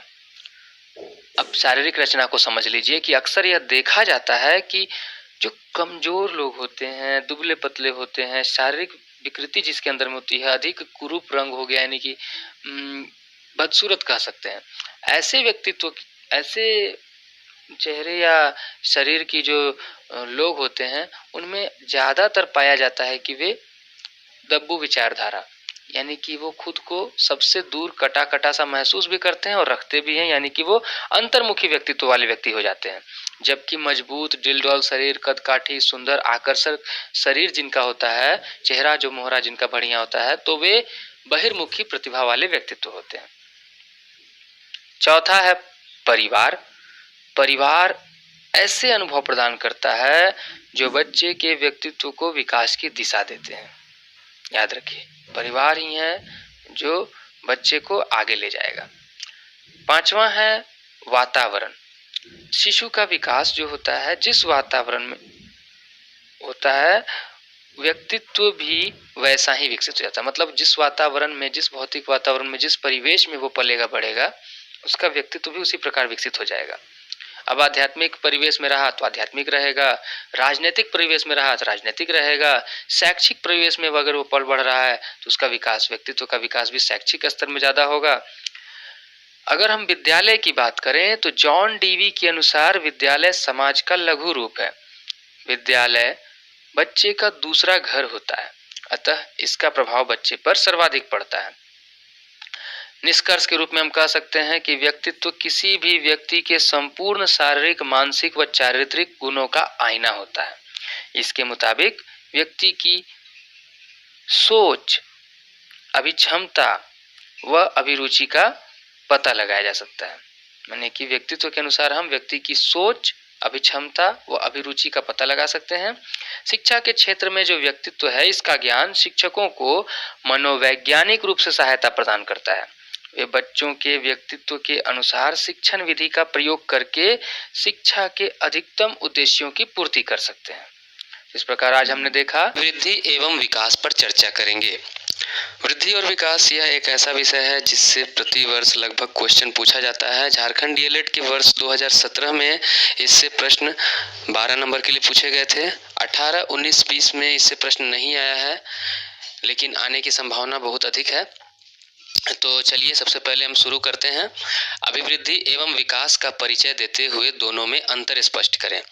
सबसे पहले हमेशा की भांति इसका एक प्रारूप तैयार कर लिया गया है, जो प्रारूप आपके सामने है। वृद्धि एवं विकास की अवधारणा पहला टॉपिक हो गया। दूसरा है वृद्धि का परिचय एवं अर्थ। तीसरा है वृद्धि के पहलू। चौथा है विकास, परिचय एवं अर्थ। पांचवा है विकास के आयाम। छठा है वृद्धि एवं विकास को प्रभावित करने वाले कारक। और फिर अगला है वृद्धि एवं विकास में अंतर। तो ज़्यादा देर न करते हुए चलिए हम लोग शुरू करते हैं। सबसे पहले वृद्धि एवं विकास की अवधारणा। हम सभी जानते हैं कि गर्भावस्था से लेकर मृत्यु पर्यंत व्यक्ति में परिवर्तन होते रहते हैं। बालक जन्म लेने के बाद शैशव काल में आता है। इसके बाद बाल्यकाल, किशोर काल एवं प्रौढ़ावस्था में प्रवेश करता है। इन सभी अवस्थाओं में परिवर्तन होते हैं, जिनका प्रमुख आधार अभिवृद्धि एवं विकास होता है। तो क्या है विकास और क्या है वृद्धि? जो शरीर में होने वाले परिवर्तन है। बाल्यावस्था, शैशवावस्था, पहले फिर बाल्यावस्था, फिर किशोरावस्था, प्रौढ़ावस्था, इनमें जो शरीर में परिवर्तन होते हैं। तो इस प्रकार अगर मूल रूप से कहा जाए तो शिक्षण के क्षेत्र में सफलता प्राप्त करने के लिए प्रत्येक अध्यापक के लिए आवश्यक है कि वह बालक के विकास के विषय में पूर्ण ज्ञान प्राप्त करें। यदि आप पूरा ज्ञान नहीं जानते हैं बालक के वृद्धि और विकास के बारे में, तो आपका शिक्षा मनोविज्ञान अधूरा रह जाता है। तो सबसे पहले बात करते हैं वृद्धि के बारे में। वृद्धि का परिचय एवं अर्थ जानते हैं, वह इसकी परिभाषा को भी इसी में देखेंगे। वृद्धि का अर्थ है बढ़ना या फैलना। अतः प्राणी के आंतरिक और बाह्य अंगों का बढ़ना वृद्धि कहलाता है। वृद्धि गर्भाधान के लगभग 2 सप्ताह बाद शुरू होती है तथा 20 वर्ष की आयु के आसपास रुक जाती है। तो वृद्धि क्या है? वृद्धि शरीर के अंगों का बढ़ना हुआ, जो लंबाई में, चौड़ाई में, ऊंचाई में, भार में, ये जो वृद्धि होती है इसे हम वृद्धि कहेंगे। वृद्धि के अंतर्गत परिवर्तन शारीरिक व मात्रात्मक होते हैं। वृद्धि केवल परिपक्वता है, जबकि विकास जीवन पर्यंत होता है। तो हमने वृद्धि का परिचय देखा। फ्रैंक के अनुसार कोशिकीय गुणात्मक वृद्धि ही अभिवृद्धि है। मैंने वृद्धि की एक परिभाषा यहाँ लिखी है कि फ्रैंक के अनुसार कोशिकीय गुणात्मक वृद्धि ही अभिवृद्धि है। अब वृद्धि के पहलू जान लेते हैं कि शरीर में होने वाली वृद्धि कैसी कैसी होती है। वृद्धि या शारीरिक विकास जो है वह गत्यात्मक होता है तथा यह 2 दिशाओं में होता है। एक दिशा है सिर से पैर की दिशा, इसे हम सिफेलोकॉडल कहते हैं। याद रखिए, सिफेलोकॉडल कौन सी दिशा है? जो ऊपर से नीचे यानी कि टॉप टू बॉटम, सिर से पैर की दिशा हुई। इसमें शारीरिक भार, ऊंचाई और नाक नक्शे में परिवर्तन क्रमशः ऊपर से नीचे की ओर होता है। उदाहरण के तौर पर गर्दन से कंधे की तरफ, धड़ की तरफ और अंततः टांगों वाले हिस्से में ये परिवर्तन होते हैं। दूसरी दिशा है शरीर के मध्य से बाहर की दिशा, इसे हम प्रॉक्सिमोडिस्टल कहते हैं। देखिए, मैं आपको बता देना चाहूँगा कि ये प्रॉक्सिमोडिस्टल और सिफेलोकॉडल ये दोनों टेट के लिए बहुत ही महत्वपूर्ण प्रश्न है। बार बार पूछा जाता है कि शरीर के ऊपर से नीचे की ओर होने वाली वृद्धि क्या कहलाती है? सिफेलोकॉडल, और मध्य से बाहर की ओर होने वाली वृद्धि प्रॉक्सिमोडिस्टल। इसमें विकास का क्रम शरीर के अंदर से बाहर की ओर होता है। जो अंग और मांसपेशियां शरीर के अक्ष के नजदीक होती हैं यानी मध्य भाग के नजदीक होती हैं, वे पहले विकसित होती हैं। जो अक्ष से दूर होती हैं वे बाद में विकसित होती हैं। जन्म पूर्व सिर, धड़, हृदय, उदर जो शरीर के मध्य में स्थित होते हैं वे पहले विकसित होते हैं। भ्रूण की बाहें, टांगें जो कि अक्ष से दूर होती हैं वे बाद में विकसित होती हैं, और अंगुलियां व पंजे जो बिल्कुल अंतिम छोर पर होते हैं वे सबसे अंत में विकसित होते हैं। तो इस प्रकार हमने विकास के पहलू को देखा, वृद्धि के पहलू को देखा। अब हम बात करते हैं विकास के परिचय एवं अर्थ की। किसी भी प्राणी में विकास पहले होता है और वृद्धि बाद में होती है। विकास सार्वभौमिक प्रक्रिया है जो जन्म से लेकर मृत्यु तक चलती रहती है। जीवन पर्यंत तक अविराम गति से चलती रहती है। अतः प्राणी के भीतर विभिन्न प्रकार के शारीरिक व मानसिक क्रमिक परिवर्तनों की उत्पत्ति ही विकास है। अब विकास अगर बोला जाए तो विकास देखिए, वृद्धि शारीरिक रूप में होती है और विकास जो है यह आपको जन्म के पहले से ही शुरू हो जाएगी। जब आप गर्भ में रहते हैं तब से स्थिति शुरू होती है और यह स्थिति लेकर के आपको जीवन पर्यंत अविराम गति से चलती रहती है। प्राणी के भीतर विभिन्न प्रकार के शारीरिक व मानसिक क्रमिक परिवर्तनों की उत्पत्ति ही विकास है। किसी भी व्यक्ति के जन्म के पश्चात उसके शरीर में होने वाले परिवर्तन, उसके व्यवहार में होने वाले परिवर्तन, मानसिक आचरण में होने वाले परिवर्तन, इन सभी को हम विकास कहते हैं। तो इसके संबंध में एक परिभाषा जो मुनरो के अनुसार दी गई है कि विकास परिवर्तन श्रृंखला की वह अवस्था है जिसमें बच्चा भ्रूण अवस्था से लेकर प्रौढ़ावस्था तक गुजरता है, विकास कहलाता है। तो मुनरो के अनुसार विकास की एक परिभाषा हमने देखी। अब हम विकास के आयाम को जान लेते हैं। जिस प्रकार वृद्धि के पहलुओं को भी हमने समझा। मनुष्य के विकास का सिलसिला कई परस्पर गुथी हुई प्रक्रियाओं के फलस्वरूप चलता रहता है। कई प्रक्रियाएं हैं विकास में होती। जरूरी नहीं है कि मनुष्य का विकास किसी एक आयाम में होता है, किसी एक दिशा में होता है। यह कई दिशाओं में होता है और बहुमुखी होता है। तो इसमें कई सारी प्रक्रियाएं भी होती हैं। जो प्रक्रियाएं हैं शारीरिक, संज्ञानात्मक, सामाजिक और भावनात्मक। अब शारीरिक प्रक्रिया क्या है, शारीरिक विकास क्या है? तो इसमें शरीर में होने वाले परिवर्तन, जैसे लंबाई बढ़ना, ऊंचाई बढ़ना, भार बढ़ना, इन सबको हम शारीरिक प्रक्रिया कहेंगे। संज्ञानात्मक प्रक्रियाएं, इन प्रक्रियाओं के अंतर्गत वो सारे विकास आते हैं जिनके कारण व्यक्ति के विचार, बुद्धि और भाषा में परिवर्तन होता है। सामाजिक भावनात्मक अगर परिवर्तनों की बात की जाए तो इसके अंतर्गत व्यक्तियों के साथ संबंधों में होने वाले परिवर्तन, मानव के मध्य जो होने वाले अंतराकर्षण है, जो संबंध है, इनमें जो परिवर्तन बनते हैं, भावनाओं में जो परिवर्तन होते हैं और व्यक्तित्व में होने वाले बदलाव को हम सामाजिक भावनात्मक प्रक्रिया कहते हैं। वृद्धि और विकास को प्रभावित करने वाले कारक, वो कौन कौन से कारक हैं मूल रूप से जो मनुष्य के या बच्चे के वृद्धि एवं विकास को प्रभावित करते हैं? इनमें सबसे पहला कारक आता है प्रकृति एवं पोषण। इन बिंदुओं को यदि आप चाहें तो एक एक लाइन डील भी कर सकते हैं और नहीं भी तो अगर आप पॉइंट देते हैं तो आपको समझ में आ जाएगा। प्रकृति और पोषण यानी कि मनुष्य किस प्रकृति में जन्म लेता है, मनुष्य या बालक जो है उसको कैसा भोजन खान पान मिलता है, उसका विकास उसी आधार पर होगा। वंशानुक्रम, अनुवांशिकी का, जीन का, हेरिडिटरी का भी अपने विकास में बहुत बड़ा रोल होता है। वंशानुक्रम भी असर करता है। लैंगिक विभिन्नता, हम सभी जानते हैं कि लड़कियों का विकास, शारीरिक विकास, उनका मानसिक विकास जिस स्तर से होगा, लड़कों का शारीरिक व मानसिक विकास अलग अलग तरह से होगा। हम विभिन्नता नहीं करने कहते हैं लड़कियों और लड़कों में, पर हम सब जानते हैं वैज्ञानिक तौर पर यह दृष्टिगोचर करने योग्य बात है, यह सत्य साबित हो चुकी है कि लड़के और लड़कियों का शारीरिक और मानसिक विकास अलग अलग होता है। वैयक्तिक विभिन्नता, पर्सनैलिटी डिफरेंस, यह तो एक चैप्टर ही है जो आपको समझने लायक है।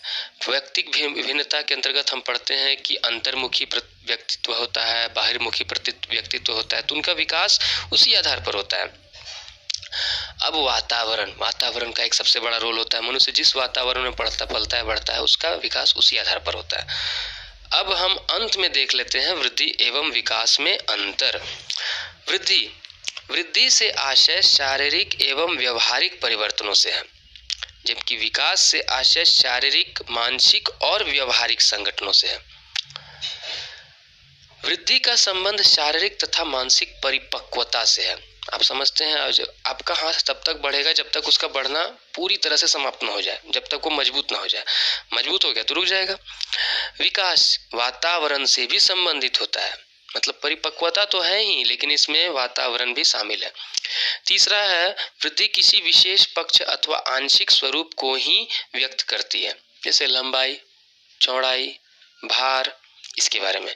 और विकास प्राणी में होने वाले परिवर्तनों का योग है। यह तो शारीरिक, मानसिक, संज्ञानात्मक, सामाजिक, भावनात्मक कई और होते हैं। वृद्धि निश्चित आयु तक रुक जाती है और विकास जीवन पर्यंत चलता रहता है। वृद्धि में व्यक्तिगत विभेद होते हैं, विकास सभी में समान होता है परंतु उसकी दर सब में अलग अलग होती है। वृद्धि का अर्थ संकुचित होता है परंतु विकास का अर्थ व्यापक होता है। वृद्धि मात्रात्मक ही होती है, केवल इसमें केवल संख्या रूप में व्यक्त किया जा सकता है, लेकिन ये मात्रात्मक होने के साथ साथ गुणात्मक भी होती है। तो इस प्रकार आज हमने देखा वृद्धि और विकास को विस्तार पूर्वक। एक बालक का संवेगात्मक विकास, जिससे जैक डीएलएड के 2017 में 12 नंबर के सवाल पूछा गया था कि बालक का संवेगात्मक विकास को प्रभावित करने वाले कारकों का वर्णन करें। तो पहले हम समझ लेते हैं बालक का संवेगात्मक विकास को विस्तार पूर्वक। तो यहाँ मैंने प्रारूप बनाकर जो लिखा है उसे आप पढ़ भी सकते हैं और सुनेंगे ध्यान से। प्रारूप में पहला है कि बालक के संवेगात्मक विकास का अर्थ व परिचय किसे कहते हैं। दूसरा टॉपिक है परिभाषाएं। तीसरा है कि शैशवावस्था में होने वाला संवेगात्मक विकास। चौथा है बाल्यावस्था में संवेगात्मक विकास। पांचवा है किशोरावस्था में संवेगात्मक विकास। छठा है संवेगात्मक विकास को प्रभावित करने वाले कारक, और अंत में हम निष्कर्ष की चर्चा करेंगे। तो शुरू करते हैं अर्थ व परिचय से। बालक के संवेगात्मक विकास और व्यवहार के आधार हैं उसके संवेग। जो बालक का संवेगात्मक विकास होता है यानी इमोशनल डेवलपमेंट, इसको कहेंगे हम कॉग्निटिव डेवलपमेंट। कॉग्निशन, उसके अंदर जो बढ़ता है ये मेन रीजन होता है उसका कॉग्निशन, उसका संवेग जो होता है। ये संवेग कैसे होते हैं? प्रेम, हर्ष और उत्सुकता, ये सारे जो होते हैं समान अभिनंदनीय संवेग उसके शारीरिक, मानसिक और सामाजिक विकास में योगदान देते हैं। यानी कि अगर बालक के साथ बचपन से प्रेम, हर्ष व उत्सुकता का व्यवहार रहा है तो उसके अंदर शारीरिक, मानसिक और सामाजिक विकास में योगदान होता है इसका। लेकिन जब बालक भय, क्रोध और ईर्ष्या ऐसे निंदनीय संवेग उसके विकास को विकृत और कुंठित कर सकते हैं। तो अब हम परिभाषाओं की चर्चा करते हैं। परिभाषाओं में पहली परिभाषा है गेट्स वह अन्य के अनुसार। बालक का संवेगात्मक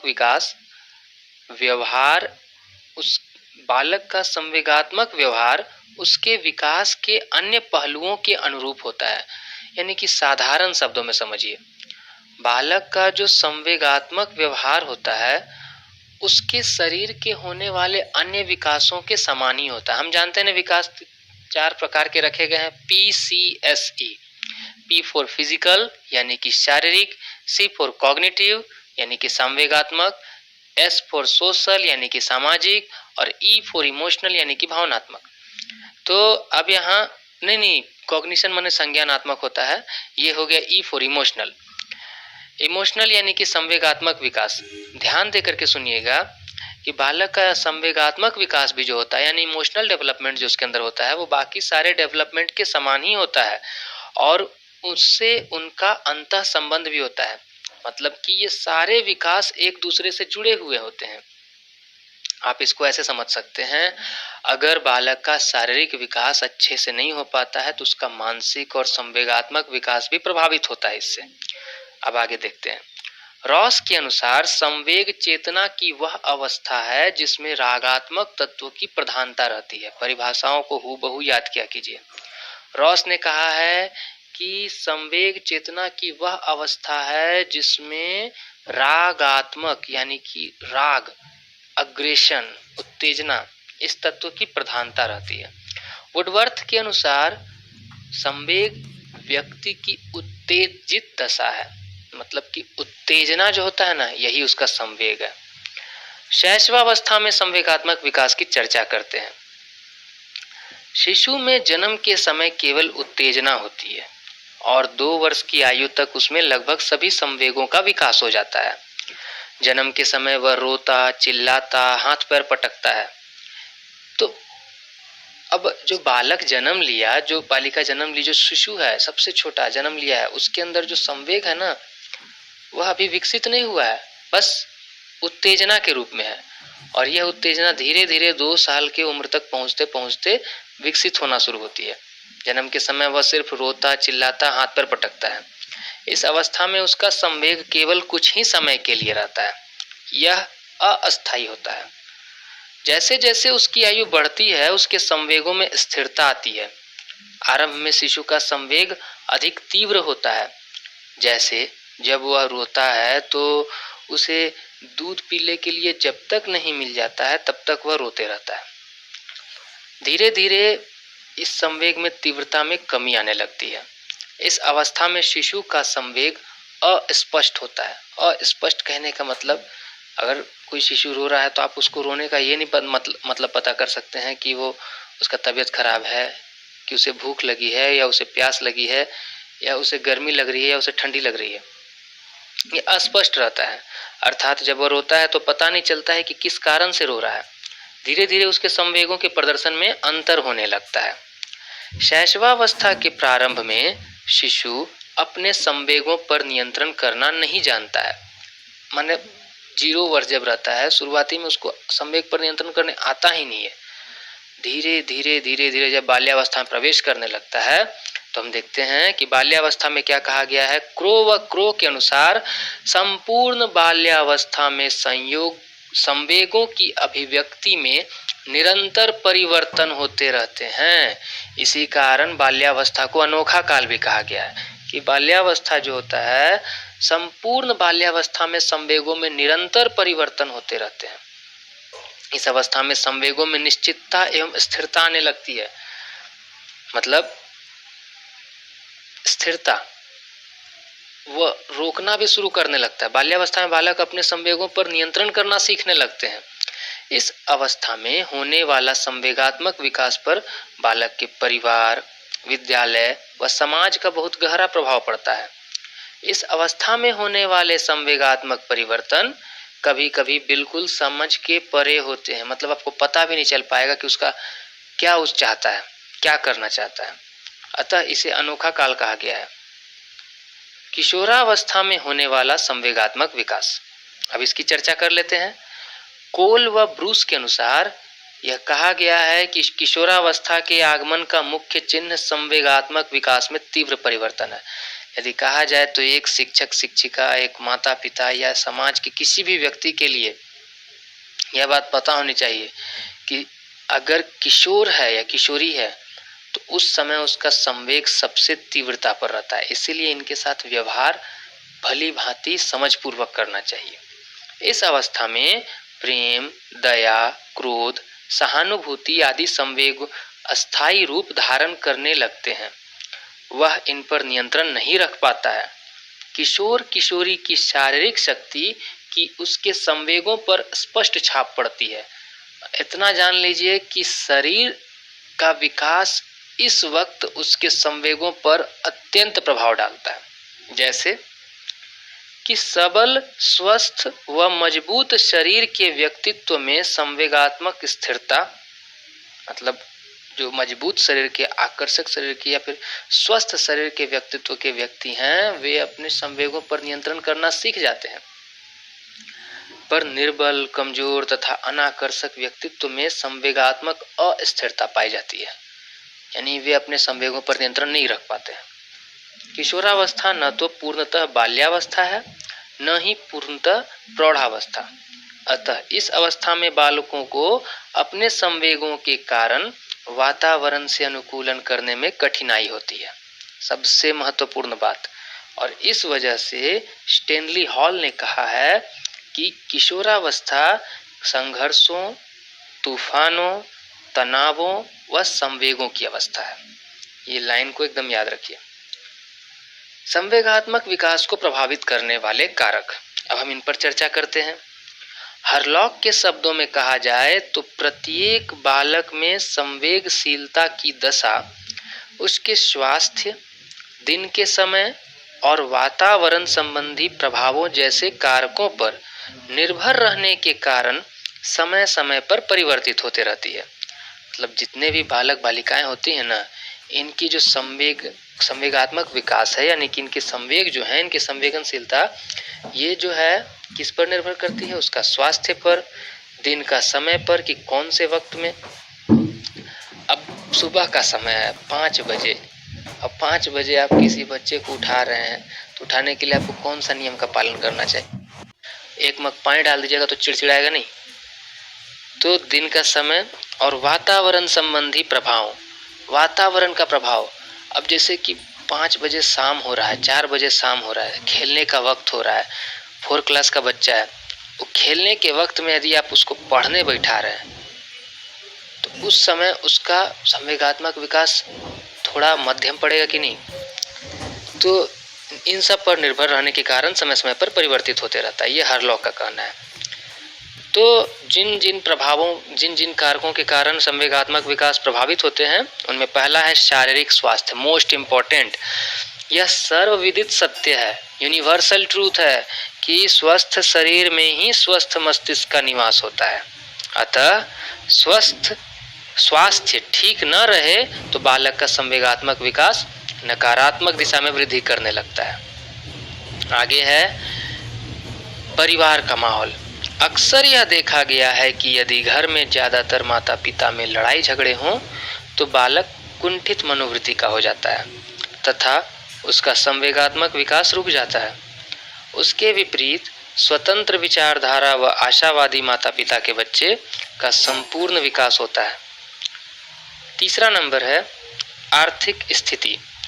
निर्धनता यानी गरीबी बालक के अनेक अशोभनीय संवेगों को अस्थायी व शक्तिशाली रूप प्रदान करती है, जिससे उसमें द्वेष व ईर्ष्या प्रबलता से बढ़ने लगती है। तीसरा नंबर है सामाजिक स्थिति। सामाजिक स्थिति व संवेगात्मक विकास में घनिष्ठ संबंध होते हैं। प्रतिष्ठित परिवार वाले बच्चे अपने प्रतिष्ठा को समाज के द्वारा ही पहचानते हैं। देखा आर्थिक स्थिति और सामाजिक स्थिति कैसे प्रभावित करती है। पांचवा है मानसिक योग्यता व अभिलाषा। देखिए हर व्यक्ति की योग्यता अलग अलग होती है। अब उनमें से यदि बालक तीव्र बुद्धि का न हो, वह किसी अन्य चीज में योग्यता रखता हो और परिवार व शिक्षक उससे अधिक अंक लाने या फिर पढ़ाई में अच्छा करने की उच्च योग्यता की अभिलाषा करते हैं तो इससे बालक के संवेगात्मक विकास को बाधा पहुंचने लगती है। छठा नंबर है, अब इसको ऐसे ही समझिए कि यदि सचिन तेंदुलकर के पापा उसको IIT JEE का एग्जाम क्लियर करने कहते या लता मंगेशकर के घर वाले उनको बोलते कि आप एक अच्छा टेनिस प्लेयर बनिए, तो वो कभी विकसित नहीं हो पाते। विद्यालय, चूंकि जॉन डीवी का कथन है विद्यालय समाज का लघु रूप है, अतः जहां बच्चे समाजीकरण सीखते हैं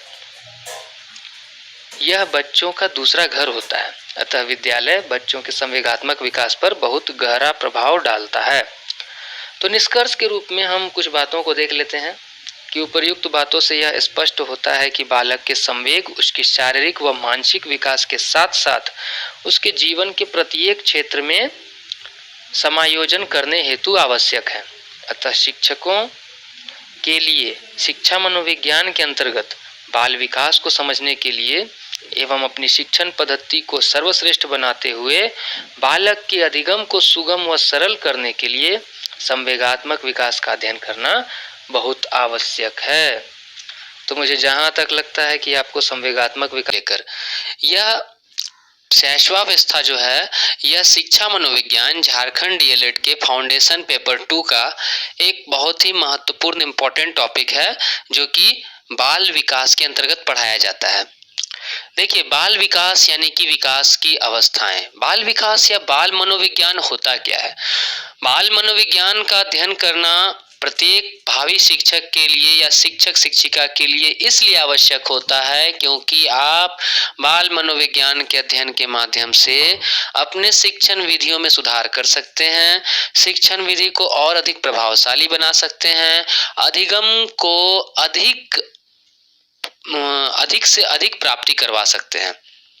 तो इस उद्देश्य से मैंने आज शैशवावस्था इस अध्याय को शुरू किया है। विकास की अवस्थाओं को कई भागों में बांटा गया है।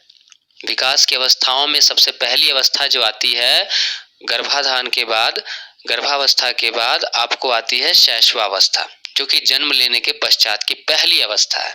शैशवावस्था के बाद बाल्यावस्था की बात आती है, बाल्यावस्था के बाद किशोरावस्था, किशोरावस्था के बाद प्रौढ़ावस्था, फिर वृद्धावस्था। तो इन अवस्थाओं में एक शिक्षक शिक्षिका के लिए मुख्य रूप से आवश्यक 3 अवस्थाएं होती हैं: शैशवावस्था, बाल्यावस्था और किशोरावस्था। तो शैशवावस्था, आज हम इस विषय को अच्छे से समझने का प्रयास करेंगे। शैशवावस्था जीवन का सबसे महत्वपूर्ण काल, इन्फेंसी, इंग्लिश में बोलते हैं infancy, the most important period of life. सवाल पूछा भी गया है 2018 में झारखंड बोर्ड के डीएलएड में, इसके अलावा फिर शॉर्ट नोट्स में भी पूछे जाते हैं ये सवाल। तो इस सवाल को मैंने आपके सामने प्रारूप के साथ उत्तर के रूप में प्रस्तुत किया है।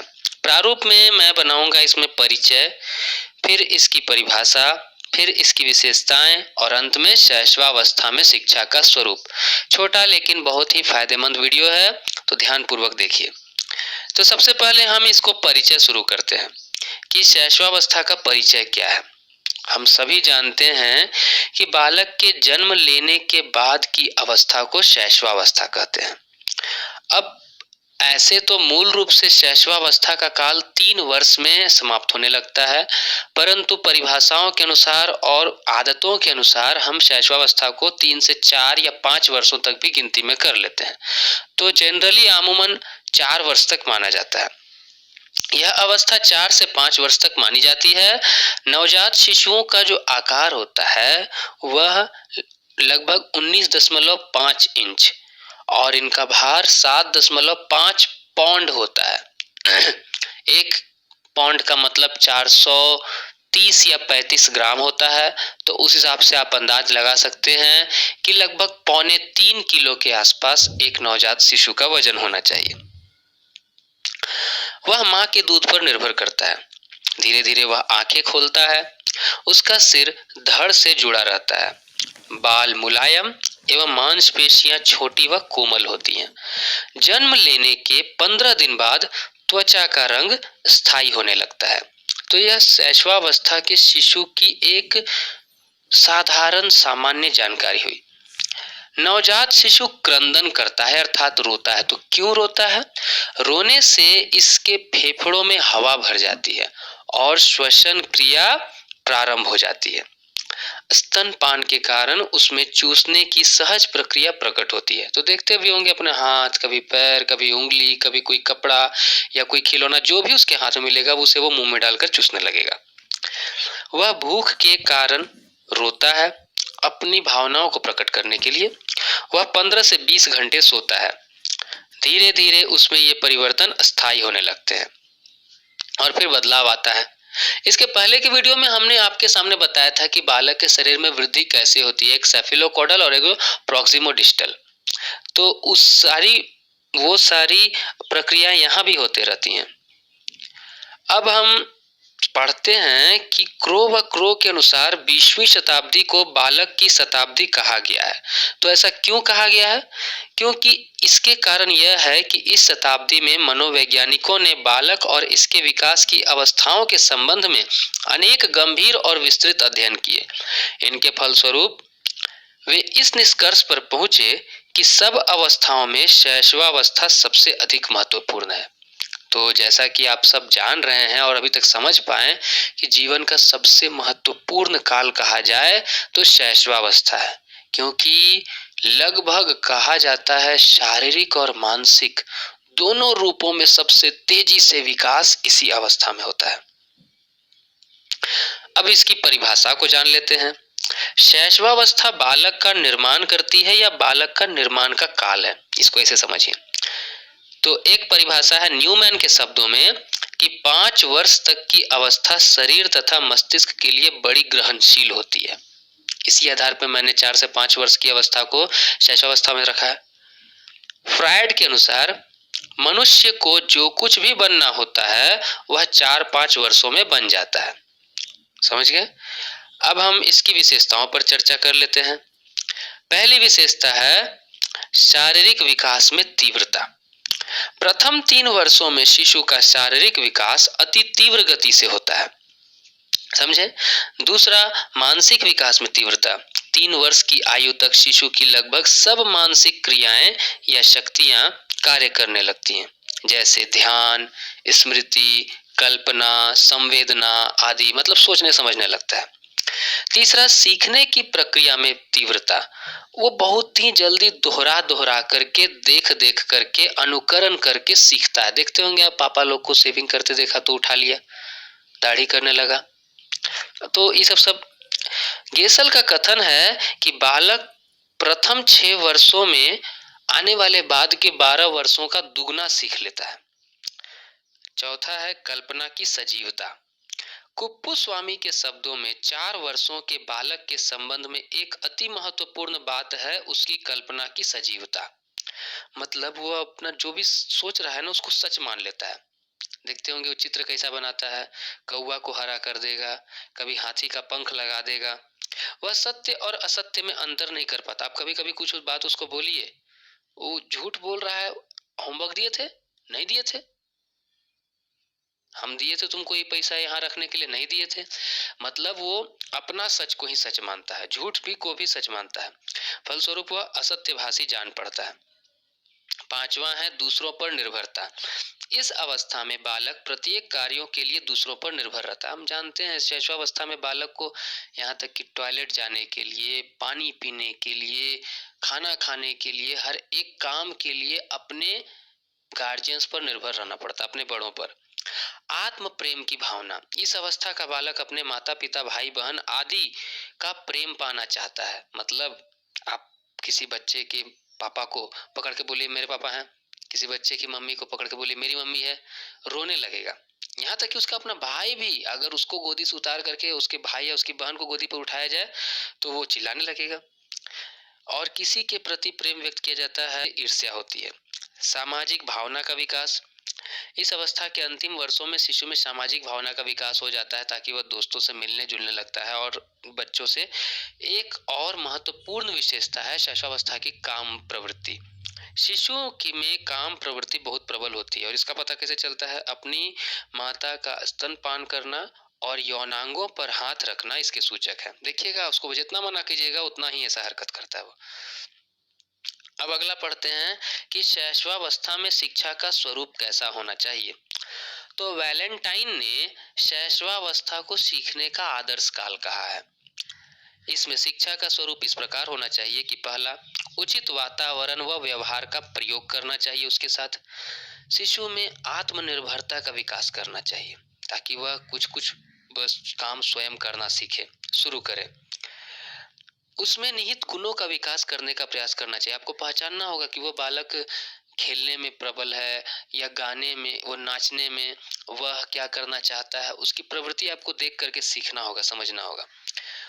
सामाजिक भावना का विकास करना चाहिए, लोगों के साथ घुलना मिलना जुलना। कुछ बच्चे ऐसे संकुचित स्वभाव के होते हैं कि किसी दूसरे गोदी पर नहीं जाना चाहते, तो उनमें सामाजिक भावना का विकास, आपस में मिलना जुलना सिखाना चाहिए। तभी ना, सामाजिक भावना की कमी होने की वजह से जब उन्हें पहली बार विद्यालय लेके जाया था तो बहुत रोते हैं।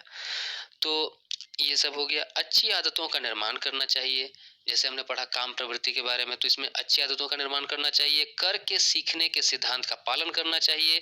खेल द्वारा शिक्षा प्रदान करनी चाहिए और चित्रों व कहानियों द्वारा शिक्षा देनी चाहिए। तो कुल मिलाकर के हमने इस छोटे से वीडियो में देखा कि शैशवावस्था का विस्तार पूर्वक वर्णन। अगली कक्षा में विकास की अवस्थाओं के अंतर्गत बाल्यावस्था टॉपिक को। बाल्यावस्था यह एक अत्यंत महत्वपूर्ण टॉपिक है। यहाँ तक कि सिर्फ एक परीक्षा के उद्देश्य से न देख करके इसे हम आम जीवन के उद्देश्य से भी देख सकते हैं, क्योंकि यह एक ऐसी अवस्था है कि बालक के विकास में अत्यंत महत्वपूर्ण भूमिका निभाती है। बाल्यावस्था, चाहे माता पिता, चाहे शिक्षक, चाहे भाई बहन, चाहे बड़े, किन्हीं के लिए भी बाल्यावस्था को समझना बहुत ही आवश्यक है। बाल्यावस्था को विस्तार पूर्वक समझने से पहले मैं इसका प्रारूप आपके सामने प्रस्तुत किया हूँ। बाल्यावस्था का परिचय, फिर बाल्यावस्था की परिभाषा, फिर बाल्यावस्था की 2 अवस्थाएं होती हैं, पूर्व बाल्यावस्था और उत्तर बाल्यावस्था, फिर बाल्यावस्था की मुख्य विशेषताएं और अंत में बाल्यावस्था में शिक्षा का स्वरूप कैसा होना चाहिए। तो ज्यादा देर न करते हुए चलिए शुरू करते हैं। बाल्यावस्था। बाल्यावस्था का परिचय। तो जैसा कि आप सब स्क्रीन पर लिखा हुआ पढ़ पा रहे हैं, इसका PDF आपको डिस्क्रिप्शन बॉक्स में मिल जाएगा। तो परिचय में सबसे पहले मैंने आपको साधारण शब्दों में शुरू किया है। बाल्यावस्था वास्तव में मानव जीवन का वह स्वर्णिम समय है जिसमें उसका सर्वांगीण विकास होता है। मतलब शैशवावस्था के बाद बाल्यावस्था का आरंभ होता है। यह अवस्था बालक के व्यक्तित्व के निर्माण की होती है। बालक में इस अवस्था में विभिन्न आदतों, व्यवहार, रुचि एवं इच्छाओं के प्रतिरूपों का निर्माण होता है। तो कुल मिलाकर के कहें तो शैशवावस्था के बाद सबसे महत्वपूर्ण काल अगर कहा जाए तो बाल्यावस्था है। क्योंकि आपने जब पढ़ा होगा, कभी पढ़ा क्या होगा, टीवी में आता है एड हॉर्लिक्स या बॉर्नविटा का, उसमें कहा जाता है कि बच्चों के 90% ब्रेन का विकास 5 वर्ष की उम्र तक ही हो जाता है। तो ऐसा बहुत ही शिक्षाविदों और विद्वानों के कहे हुए कथन के अनुसार है। तो यहाँ लिखा है मैंने नोट में करके कि शैशवावस्था में सीखे गए कौशलों में निपुणता या दक्षता का समय बाल्यावस्था है। उस दौरान बच्चों में शारीरिक अंगों का समन्वय, सामाजिक व्यवहार का विकास होता है। आप इतना जान लीजिए कि ये इतनी महत्वपूर्ण अवस्था है और इतना मतलब कि अनिश्चित काल है कि इसमें कुछ भी चीज पहले से बोध नहीं होता है, पता नहीं होता है कि क्या होने वाला है, बालक क्या करने वाला है। तो बाल्यावस्था के परिचय को हम अभी देख रहे हैं। बाल्यावस्था के बारे में कुप्पू स्वामी के अनुसार एक कथन है कि इस अवस्था में बालक में अनेक अनोखे परिवर्तन होते हैं। जैसे 6 वर्ष की आयु में बालक का स्वभाव उग्र होता है। वह लगभग सब बातों का उत्तर न या नहीं में देता है। 7 वर्ष की आयु में वह उदासीन होता है और अकेला रहना पसंद करता है।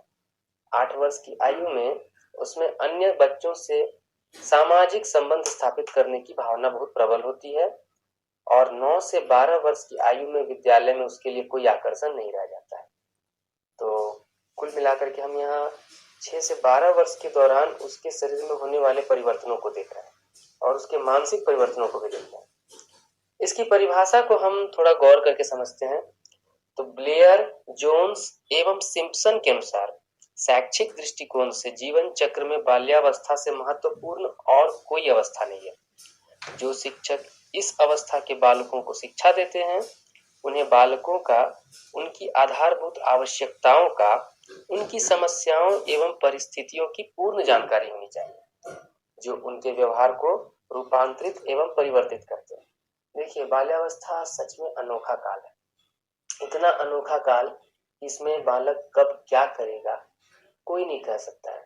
उसका स्वभाव तुरंत भर में हंसने लगता है, वो तुरंत भर में रोने लगता है, तुरंत भर में हाँ कहता है, तुरंत में ना कहता है। उसके स्वभाव में तुरंत परिवर्तन आते रहता है।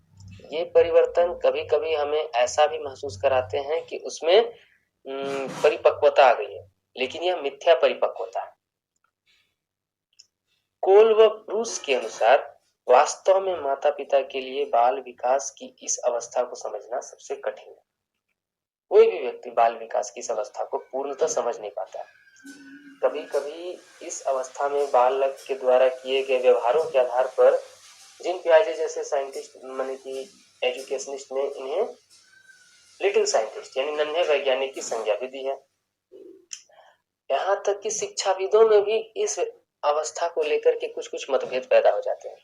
कोई इस अवस्था के कुछ गुणों को अलग बताता है, कोई कुछ गुणों को अलग बताता है। बाल्यावस्था का मूल काल जहां भी जो भी रहा हो, लेकिन साधारण रूप से देखा जाए तो सर्वसम्मत रूप से 3 से 12 वर्ष के बीच की आयु आती है। कहीं 2 से 12 देते हैं, कहीं 4 से 12 देते हैं, पर मैंने जनरली 3 से 12 वर्ष की आयु को रखा है। इस 3 से 12 वर्ष की आयु को 2 भागों में बांटा गया है।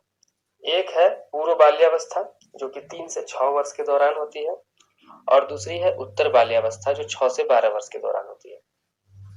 पूर्व बाल्यावस्था को पूर्णतः खिलौने की अवस्था कहा गया है, अर्थात इसे टॉय एज भी कहते हैं। इस उम्र में बच्चे ज्यादातर खिलौनों के साथ खेलना पसंद करते हैं। लड़के होंगे तो बंदूक, घोड़ा, गाड़ी, इस तरह के खिलौने, और लड़के ज्यादातर गुड़िया हो गई या फिर घर बनाने वाले सामान या फिर खाना बनाने वाले। लेकिन ऐसा नहीं कहना है कि ये इसी तरह के खिलौने पसंद करते हैं। दरअसल एक जेंडर डिस्क्रिमिनेशन लैंगिक असमानता हमारे समाज में जो है ना, इसके अंतर्गत हम देखते हैं कि माता पिता बच्चों को इस प्रकार के खिलौने लेकर के देते हैं, जहां से विभेदीकरण की शुरुआत हो जाती है। हमें यहाँ समानता सिखानी चाहिए। अगर उत्तर बाल्यावस्था की बात करें तो इसमें बालक दोस्तों के साथ बाहर खेलना शुरू कर देता है। पूर्व बाल्यावस्था में यह पूर्व विद्यालय अवस्था यानी preschool age, preschool age यानी कि विद्यालय से पहले की अवस्था, और यह विद्यालय अवस्था है स्कूल एज। बालक दोस्तों के साथ खेलना शुरू करता है उत्तर बाल्यावस्था में, इसीलिए इसे गैंग एज भी कहा जाता है। ध्यान दीजिएगा, गैंग एज।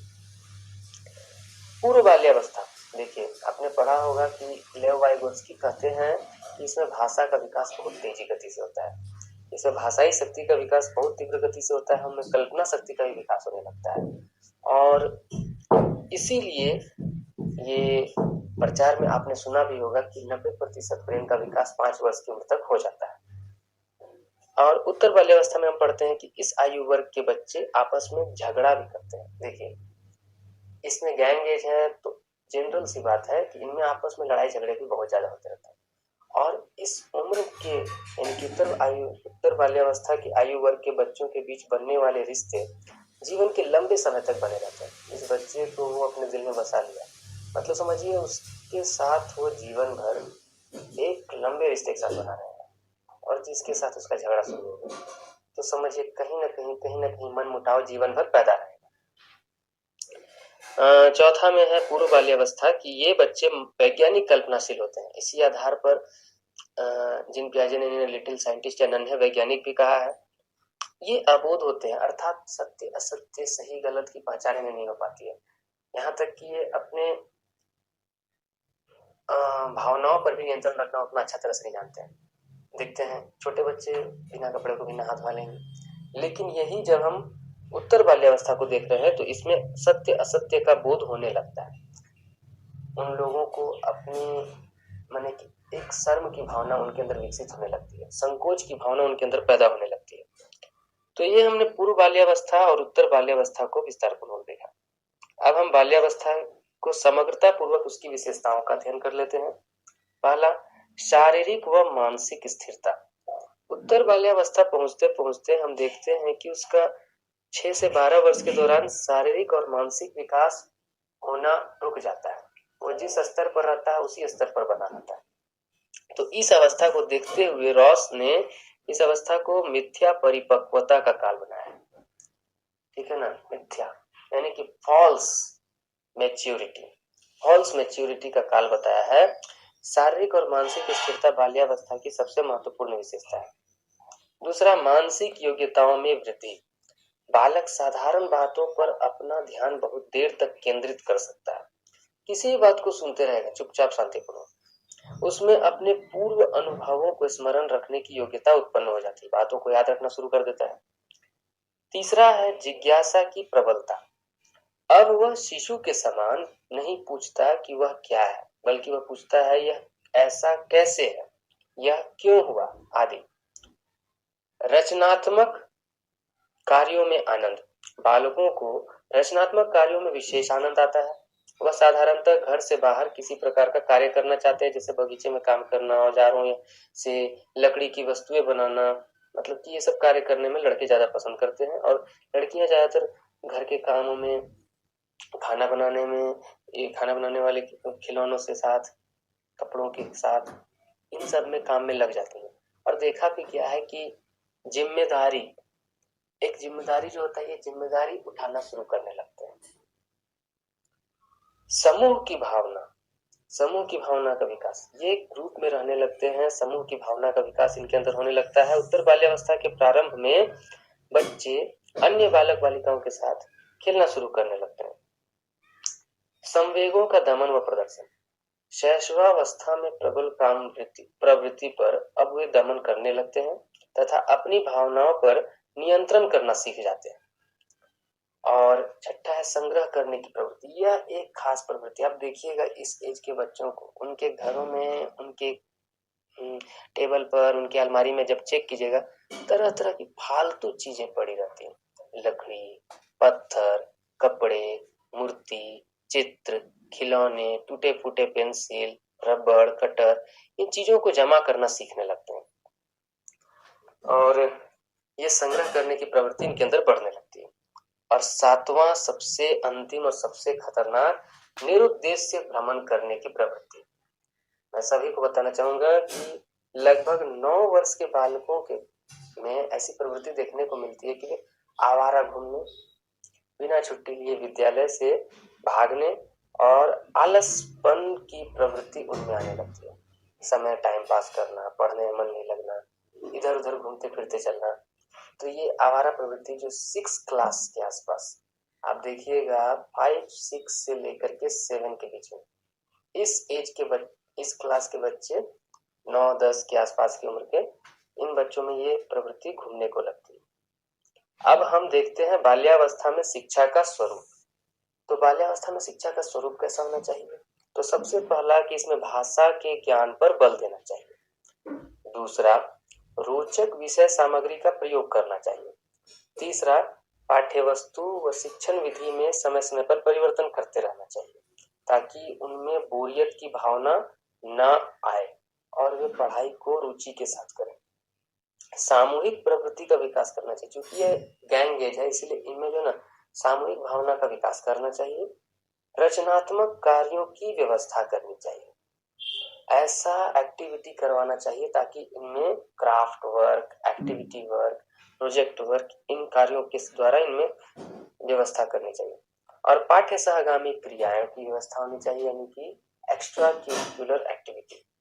संचय प्रवृत्ति को प्रोत्साहन देना चाहिए, क्योंकि इनमें चीजों को जमा करने की प्रवृत्ति बढ़ने लगती है, इसीलिए इनमें संचय की प्रवृत्ति को प्रोत्साहन देना चाहिए। 8वां, सामाजिक व नैतिक गुणों का विकास करना चाहिए। 9वां, संवेगों के अवसर प्रदान करने चाहिए। ड्रामा, डांस, कल्चरल प्रोग्राम, ये सब स्कूल में इसलिए करवाए जाते हैं ताकि उनमें संवेगों को प्रदर्शन करने की भावना विकसित हो। और अंत में क्रिया व खेल द्वारा शिक्षा प्रदान करनी चाहिए। तो इस प्रकार आज हमने देखा बाल्यावस्था यानी कि चाइल्डहुड, एक बहुत ही अनोखा काल जीवन का। तो नमस्कार दोस्तों, स्वागत है आपका अपने YouTube channel maker of modern teacher पर। जैसा कि आप सब स्क्रीन पर आज देख पा रहे होंगे कि एक सवाल लिखा हुआ है, किशोरावस्था बड़े संघर्ष, तनाव, तूफान तथा विरोध की अवस्था है। स्टैनले हॉल के इस कथन को विस्तार पूर्वक समझाइए तथा किशोरावस्था की विशेषताओं का वर्णन कीजिए। दोस्तों, सिर्फ झारखंड डीएलएड ही नहीं बल्कि भारत ही नहीं, मैं कहूँगा कि पूरे विश्व में अगर टीचर ट्रेनिंग के एग्जाम में पूछा जाने वाला सबसे महत्वपूर्ण प्रश्न है तो बोर्ड उम्मीद रखता है कि हर एक टीचर को इस किशोरावस्था के बारे में अच्छे से जानकारी प्राप्त होनी चाहिए, अच्छे से जानकारी होने चाहिए उनके पास। तो इस उद्देश्य को ध्यान में रखते हुए किशोरावस्था को पीआरटी के लिए, टीजीटी के लिए, पीजीटी के लिए, यहाँ तक कि नेट में भी इससे संबंधित कुछ सवाल पूछे जाते हैं। तो आपको किशोरावस्था को समझना होगा। मैंने डीएलएड, बीएड, एमएड इनको ध्यान में रखते हुए किशोरावस्था टॉपिक को पूर्ण रूप से समझाने के लिए समग्रता के साथ यहाँ संपूर्ण विश्लेषण प्रस्तुत किया है। किशोरावस्था के बारे में कही गई हर एक बात को मैंने इस वीडियो में समेटने की कोशिश की है।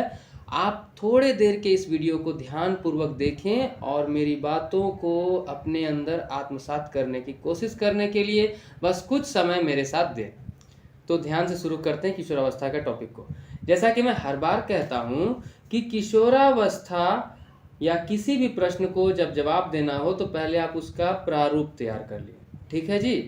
तो देखिए, किशोरावस्था, पहले परिचय जान लेंगे। किशोरावस्था बड़े संघर्ष, तूफान, तनाव तथा विरोध की अवस्था है, इस टॉपिक को लिखेंगे। और तीसरा है किशोरावस्था की विशेषताएं। तो शुरू करते हैं। सबसे पहले हम देखते हैं किशोरावस्था का परिचय।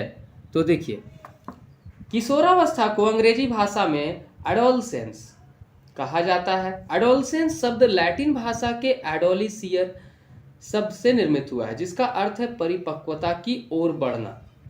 मतलब देखिए, एडोलसेंस होता है किशोरावस्था को इंग्लिश का वर्ड, जिसके हिंदी मतलब होता है किशोरावस्था। एडोलसेंस जो बना है वो लैटिन भाषा के एडोलेसियर से बना है। अब देखिए इसका मतलब है परिपक्वता की ओर बढ़ना। परिपक्वता का मतलब क्या होता है? परिपक्वता का मतलब होता है मैच्योरिटी, यानी कि कच्चा फल पक्का फल समझते हैं ना, कच्चा फल जिसके अंदर रस स्वाद नहीं है, अच्छा नहीं, अच्छापन बुरापन ये सब कुछ जिसके अंदर नहीं भरा है। परिपक्वता यानी कि सही, संपूर्णता, एक ऐसी अवस्था जिसमें वो अपने बारे में सब कुछ फैसले सही कर सके। सामान्य तौर पर किशोरावस्था 12 या 13 वर्ष की आयु से 19 वर्ष की आयु को माना जाता है, परंतु विभिन्न देशों में व्यक्तिगत विभिन्नता, जलवायु, संस्कृति आदि के कारण किशोरावस्था के विकास की अवधि में कुछ अंतर पाया जाता है। ये बात भी सही है। गर्म प्रदेशों में ठंडे प्रदेशों की अपेक्षा किशोरावस्था का आरंभ अति शीघ्र होता है।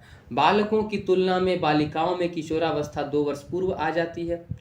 ये बात भी आप जानते हैं। आपके घर में अगर लड़के और लड़कियां दोनों हों तो आप गौर करके देखेंगे कि शारीरिक व मानसिक परिवर्तन पहले आपको देखने को मिलेंगे लड़कियों में। बालिकाओं में किशोरावस्था पूर्व आ जाता है, पहले ही आ जाता है, इसीलिए कहा जाता है कि वे जल्दी समझदार और जिम्मेदार हो जाती हैं। बहुत से मनोवैज्ञानिकों ने किशोरावस्था को अपने अपने तरीके से परिभाषित किया है। ठीक है जी। इसके आगे इनमें से स्टैनली हॉल के अनुसार किशोरावस्था बड़े संघर्ष, तूफान, तनाव तथा विरोध की अवस्था है। ध्यान दे करके सुनेंगे इस लाइन को। किशोरावस्था बड़े संघर्ष, तूफान, तनाव तथा विरोध की अवस्था है। तो कैसे है यह संघर्ष, तनाव, तूफान और विरोध की अवस्था, इसको जानते हैं। किशोरावस्था जीवन का वह समय होता है जहां से एक अपरिपक्व व्यक्ति का शारीरिक व मानसिक विकास एक चरम सीमा की ओर अग्रसर होता है। अर्थात किशोरावस्था तारुण्य से आरंभ होती है और परिपक्वता के उदय होने पर समाप्त हो जाती है। अब ध्यान देकर सुनिए। तारुण्य मतलब कि कच्चा अवस्था, एक ऐसी अवस्था जहां नाजुक लचीला समय है, वह कोमल है, और परिपक्व यानी कि पक चुका है, अब उसमें सब कुछ अच्छाइयाँ आ चुकी हैं। आपने कभी बड़े बुजुर्गों को बोलते सुना होगा, हमने अपने बाल धूप में सफ़ेद नहीं किए, अर्थात वो भी इस दौर से गुजरते हुए आए हैं। तो इसी को समझते हैं। इस काल में बालक बालिका के जीवन में अनेक घटनाएं घटित होती हैं जो उसके संपूर्ण व्यक्तित्व को प्रभावित करती है, इसलिए इसे बहुत ही नाजुक समय माना जाता है। मनोवैज्ञानिकों ने इस आयु को उथल पुथल की आयु बताया है। इसमें भावों की प्रधानता होती है, अतः तनाव, तूफान, विद्रोह इसकी मुख्य विशेषताएं होती हैं। स्टैनली हॉल के कथन को कील पैट्रिक महोदय ने भी स्वीकार किया है। देखिए कील पैट्रिक के बारे में पढ़िएगा विज्ञान में एक विधि के अंतर्गत। ठीक है, आगे देखते हैं। कील पैट्रिक ने कहा है कि इस बात पर कोई मतभेद नहीं हो सकता कि किशोरावस्था जीवन का सबसे कठिन काल है। इस कथन की पुष्टि के लिए उन्होंने निम्नलिखित तर्क दिए हैं। पहला है कि इस अवस्था में अपराधी प्रवृत्ति अपनी पराकाष्ठा तक पहुंच जाती है, उन्हें सही गलत का भेद समझ नहीं आता है, तथा साथ ही नशीली वस्तुओं का प्रयोग भी इसी अवस्था में आरंभ हो जाता है। इस अवस्था में बच्चे खुद को ही सही मान बैठते हैं और अपने माता पिता से भी लड़ जाते हैं। वे खुद में ही जीना चाहते हैं और खुद में ही मरना चाहते हैं। ध्यान दे करके देखिएगा, सुनिएगा मेरी बातों को। क्या लिखा हुआ है कि इस अवस्था में किशोर के आवेग और संवेग में तेजी से परिवर्तन होता है, जिससे उन्हें समझना कठिन हो जाता है कि वो किस पल क्या सोच रहे हैं। उनमें क्रोध, घृणा, चिड़चिड़ापन, उदासीनता आदि दुर्गुण भी इस अवस्था में उत्पन्न हो जाते हैं। चौथा है कि इस अवस्था में किशोर खुद में ही विलीन रहते हैं, वो खुद को ही सही और बाकियों को गलत नजरिए से देखता है। वो अपने आप को स्वतंत्र रखना चाहता है।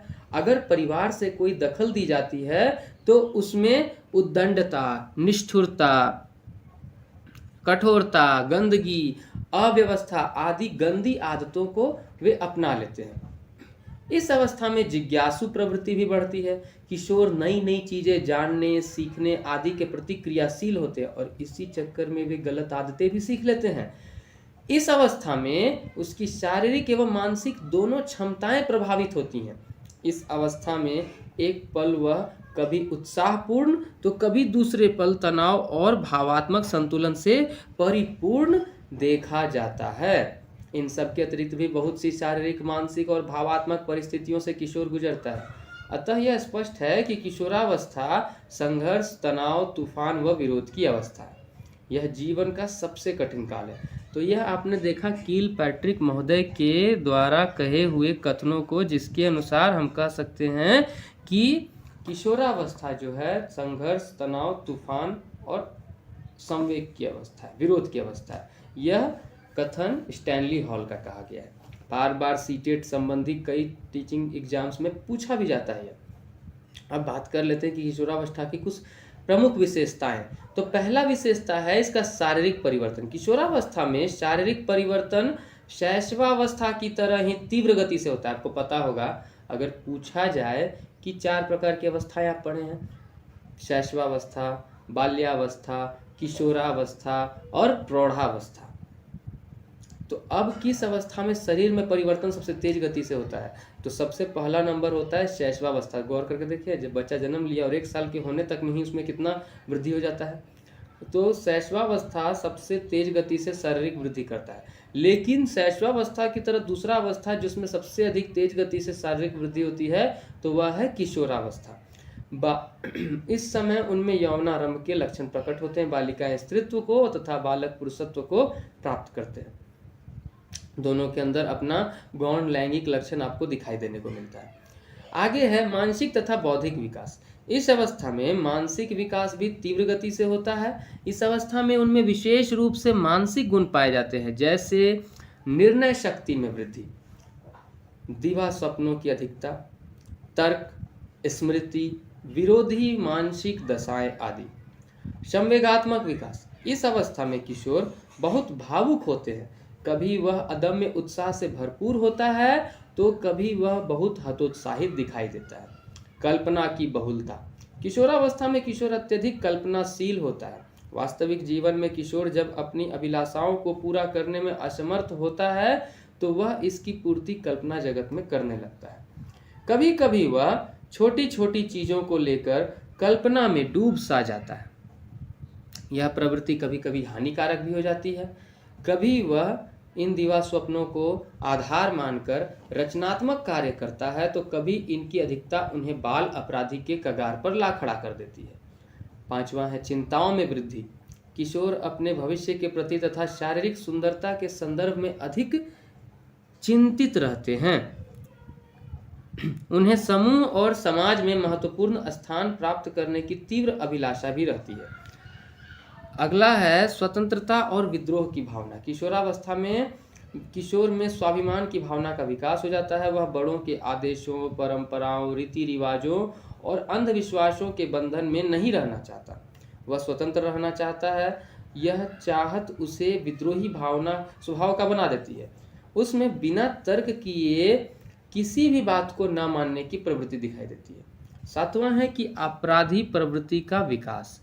इस अवस्था में इच्छा पूर्ति में बाधा, निराशा व असफलता मिलने पर किशोर में अपराधी प्रवृत्ति का विकास होता है। 8वां है कि विविधतापूर्ण विशेष रुचियां। आयु की वृद्धि के साथ साथ किशोर के रुचि में विविधतापूर्ण तथा परिवर्तनशीलता बनी रहती है। जहां एक तरफ ज़्यादातर किशोर खेल कूद, व्यायाम, साहस के कार्य आदि में विशेष रुचि लेते हैं, वहीं किशोरियों के में कढ़ाई, बुनाई, नृत्य, संगीत और शरीर को वस्त्र एवं आभूषणों से अलंकृत करने में रुचि दिखाई देती है।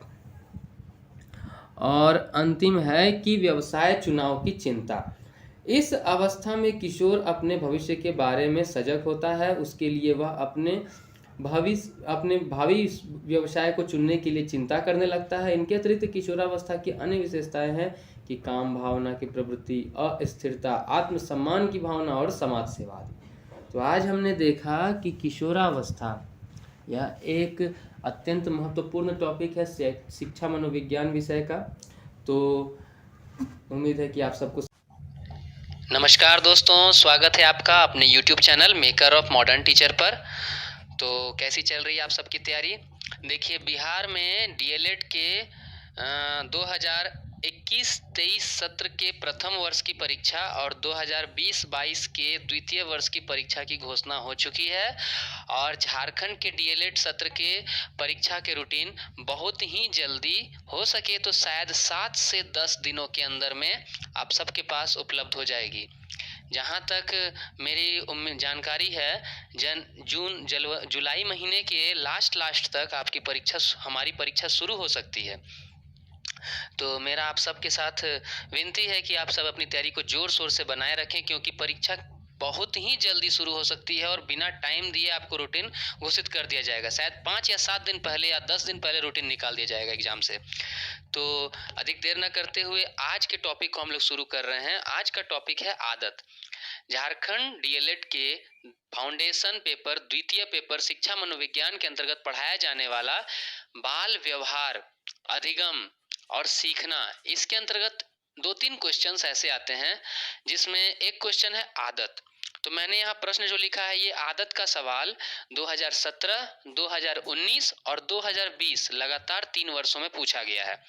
2 वर्षों में लॉन्ग क्वेश्चन के रूप में, 1 वर्ष में शॉर्ट क्वेश्चन के रूप में। तो मैंने इस क्वेश्चन का आंसर आपके सामने प्रारूप बनाकर प्रस्तुत किया है कि सवाल है, आदत का अर्थ एवं परिभाषा बताएं। आप विद्यार्थियों में अच्छे आदत का निर्माण किस प्रकार करेंगे। तो मेरे ख्याल से प्रत्येक शिक्षक शिक्षिका को इस विषय की जानकारी होनी चाहिए। तो समझते हैं ज़्यादा देर न करते हुए। प्रारूप आपके सामने है। सबसे पहला पॉइंट है आदत का अर्थ, दूसरा पॉइंट है आदत की परिभाषाएं, तीसरा पॉइंट है आदत के प्रकार और चौथा पॉइंट है अच्छी आदतों का निर्माण। तो चलिए, यहाँ पहला जो आदत का अर्थ है उसे हम समझते हैं कि जो कार्य हमें पहले कठिन जान पड़ता है वह सीखने के बाद सरल हो जाता है। वास्तविकता है, हम उसे जितना अधिक दोहराते हैं उतना ही अधिक वह सरल होता चला जाता है। कुछ समय के बाद उसे हम बिना ध्यान दिए, बिना प्रयास किए, बिना सोचे समझे ज्यों का त्यों करने लगते हैं।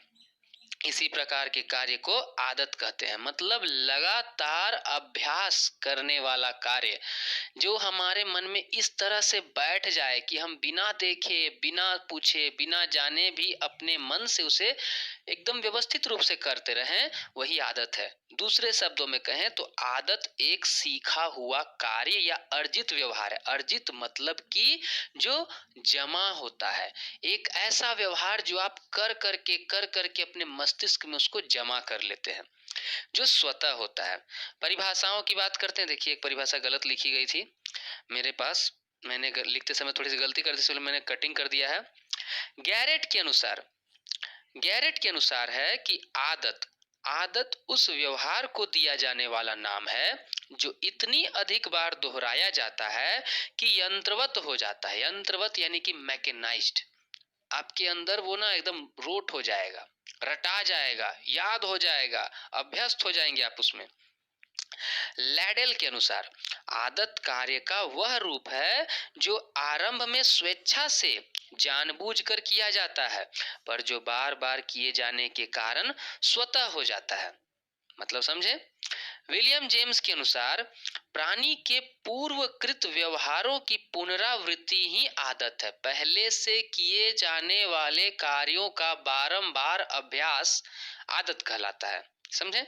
गैरेट की एक और परिभाषा है कि बराबर दोहराए जाने वाले स्वचालित व्यवहार का नाम आदत है। तो आदत की 4 परिभाषाएं मैंने आपके सामने प्रस्तुत की। इनमें से आप किसी भी 2 परिभाषाओं को अपने उत्तर में दे सकते हैं। ठीक है, अब आदतों के प्रकार की बात कर लेते हैं। वैलेंटीन ने इनका वर्गीकरण इस प्रकार किया है। पहला है यांत्रिक आदतें, शारीरिक गतियों से संबंधित आदतें, जैसे कोट के बटन लगाना, जूते के फीते बांधना आदि। शारीरिक अभिलाषा संबंधी आदतें, इनका संबंध शारीरिक अभिलाषाओं की पूर्ति से है, जैसे सिगरेट, शराब पीना, यौन संबंध स्थापित करना। ऐसी आदतें जो आपके शरीर की अभिलाषाओं की पूर्ति करती हैं। तीसरा, नाड़ी मंडल संबंधी आदतें, ये व्यक्ति के संवेगात्मक असंतुलन को व्यक्त करती हैं। मतलब उसका मस्तिष्क स्थिर नहीं है, जैसे नाखून या कलम चबाना। चौथा है भाषा संबंधी आदतें। जिस प्रकार दूसरे बोलते हैं उसी प्रकार बोलकर हम इन आदतों का निर्माण करते हैं। इसीलिए कहा जाता है कि यदि शिक्षक गलत उच्चारण करते हैं तो बच्चे भी वैसी ही आदतों का पालन करने लगते हैं। तो आप जब पढ़ाएं तो लिखें या बोलें जो भी ना, उसे सही सही समझ के लिखें, सही बोले। विचार संबंधी आदतें, इनका संबंध आंशिक रूप से व्यक्ति के ज्ञान और आंशिक रूप से उनकी रुचियों एवं इच्छाओं से होता है। जैसे समय तत्परता, आप हमेशा टाइम के पंक्चुअल हैं, तो पंक्चुअलिटी आपके अंदर एक विचार है। तर्क या कारण, आप हर चीज में कारण खोजते हैं। भावना संबंधी आदतें, यदि लगातार किसी के प्रति हम एक ही भावना का अभ्यास करने लगते हैं तो वह हमारी आदत में शामिल हो जाती है, आदत बन जाती है। जैसे किसी के प्रति प्रेम, यदि सबके प्रति प्रेम है तो वह सदाचार हो गया, सद्भाव हो गया। कृपा, दया, लोभ, घृणा, गुस्सा, ये सारी आदतें। और अंतिम आदत में है नैतिक आदतें।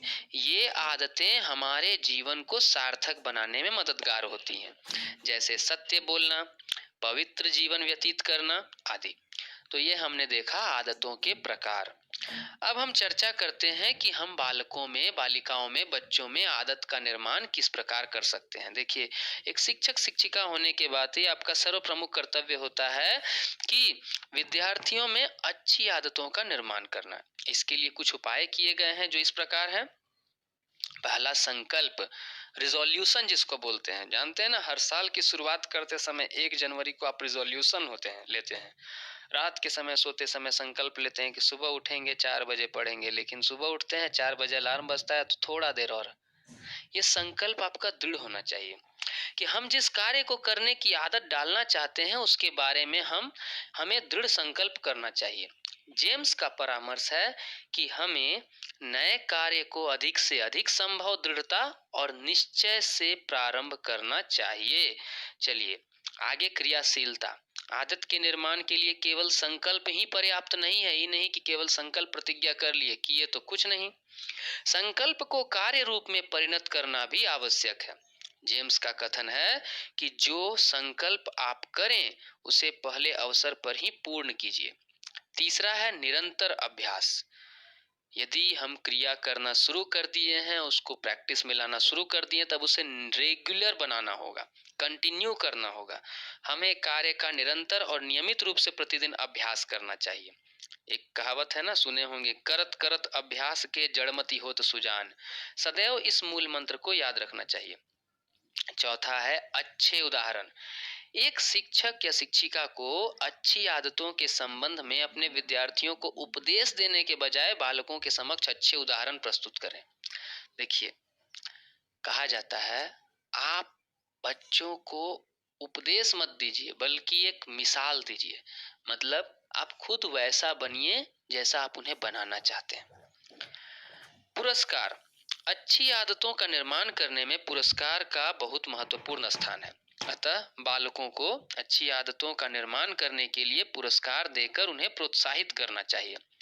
भाटिया जी के अनुसार बालकों को अच्छी आदतों का निर्माण करने के लिए पुरस्कार दिया जाना चाहिए। तो इस प्रकार हमने आज के टॉपिक में देखा आदत का अर्थ, उसकी परिभाषा, उसके प्रकार और आदतों के निर्माण के लिए किए जाने वाले उपाय। उम्मीद है आप सबको समझ में आया होगा। यदि कहीं किसी प्रकार की कोई समस्या हो तो आप मुझे कमेंट करके पूछ सकते हैं। पीडीएफ का लिंक आपको डिस्क्रिप्शन बॉक्स में मिल जाएगा, वहां से जाकर आप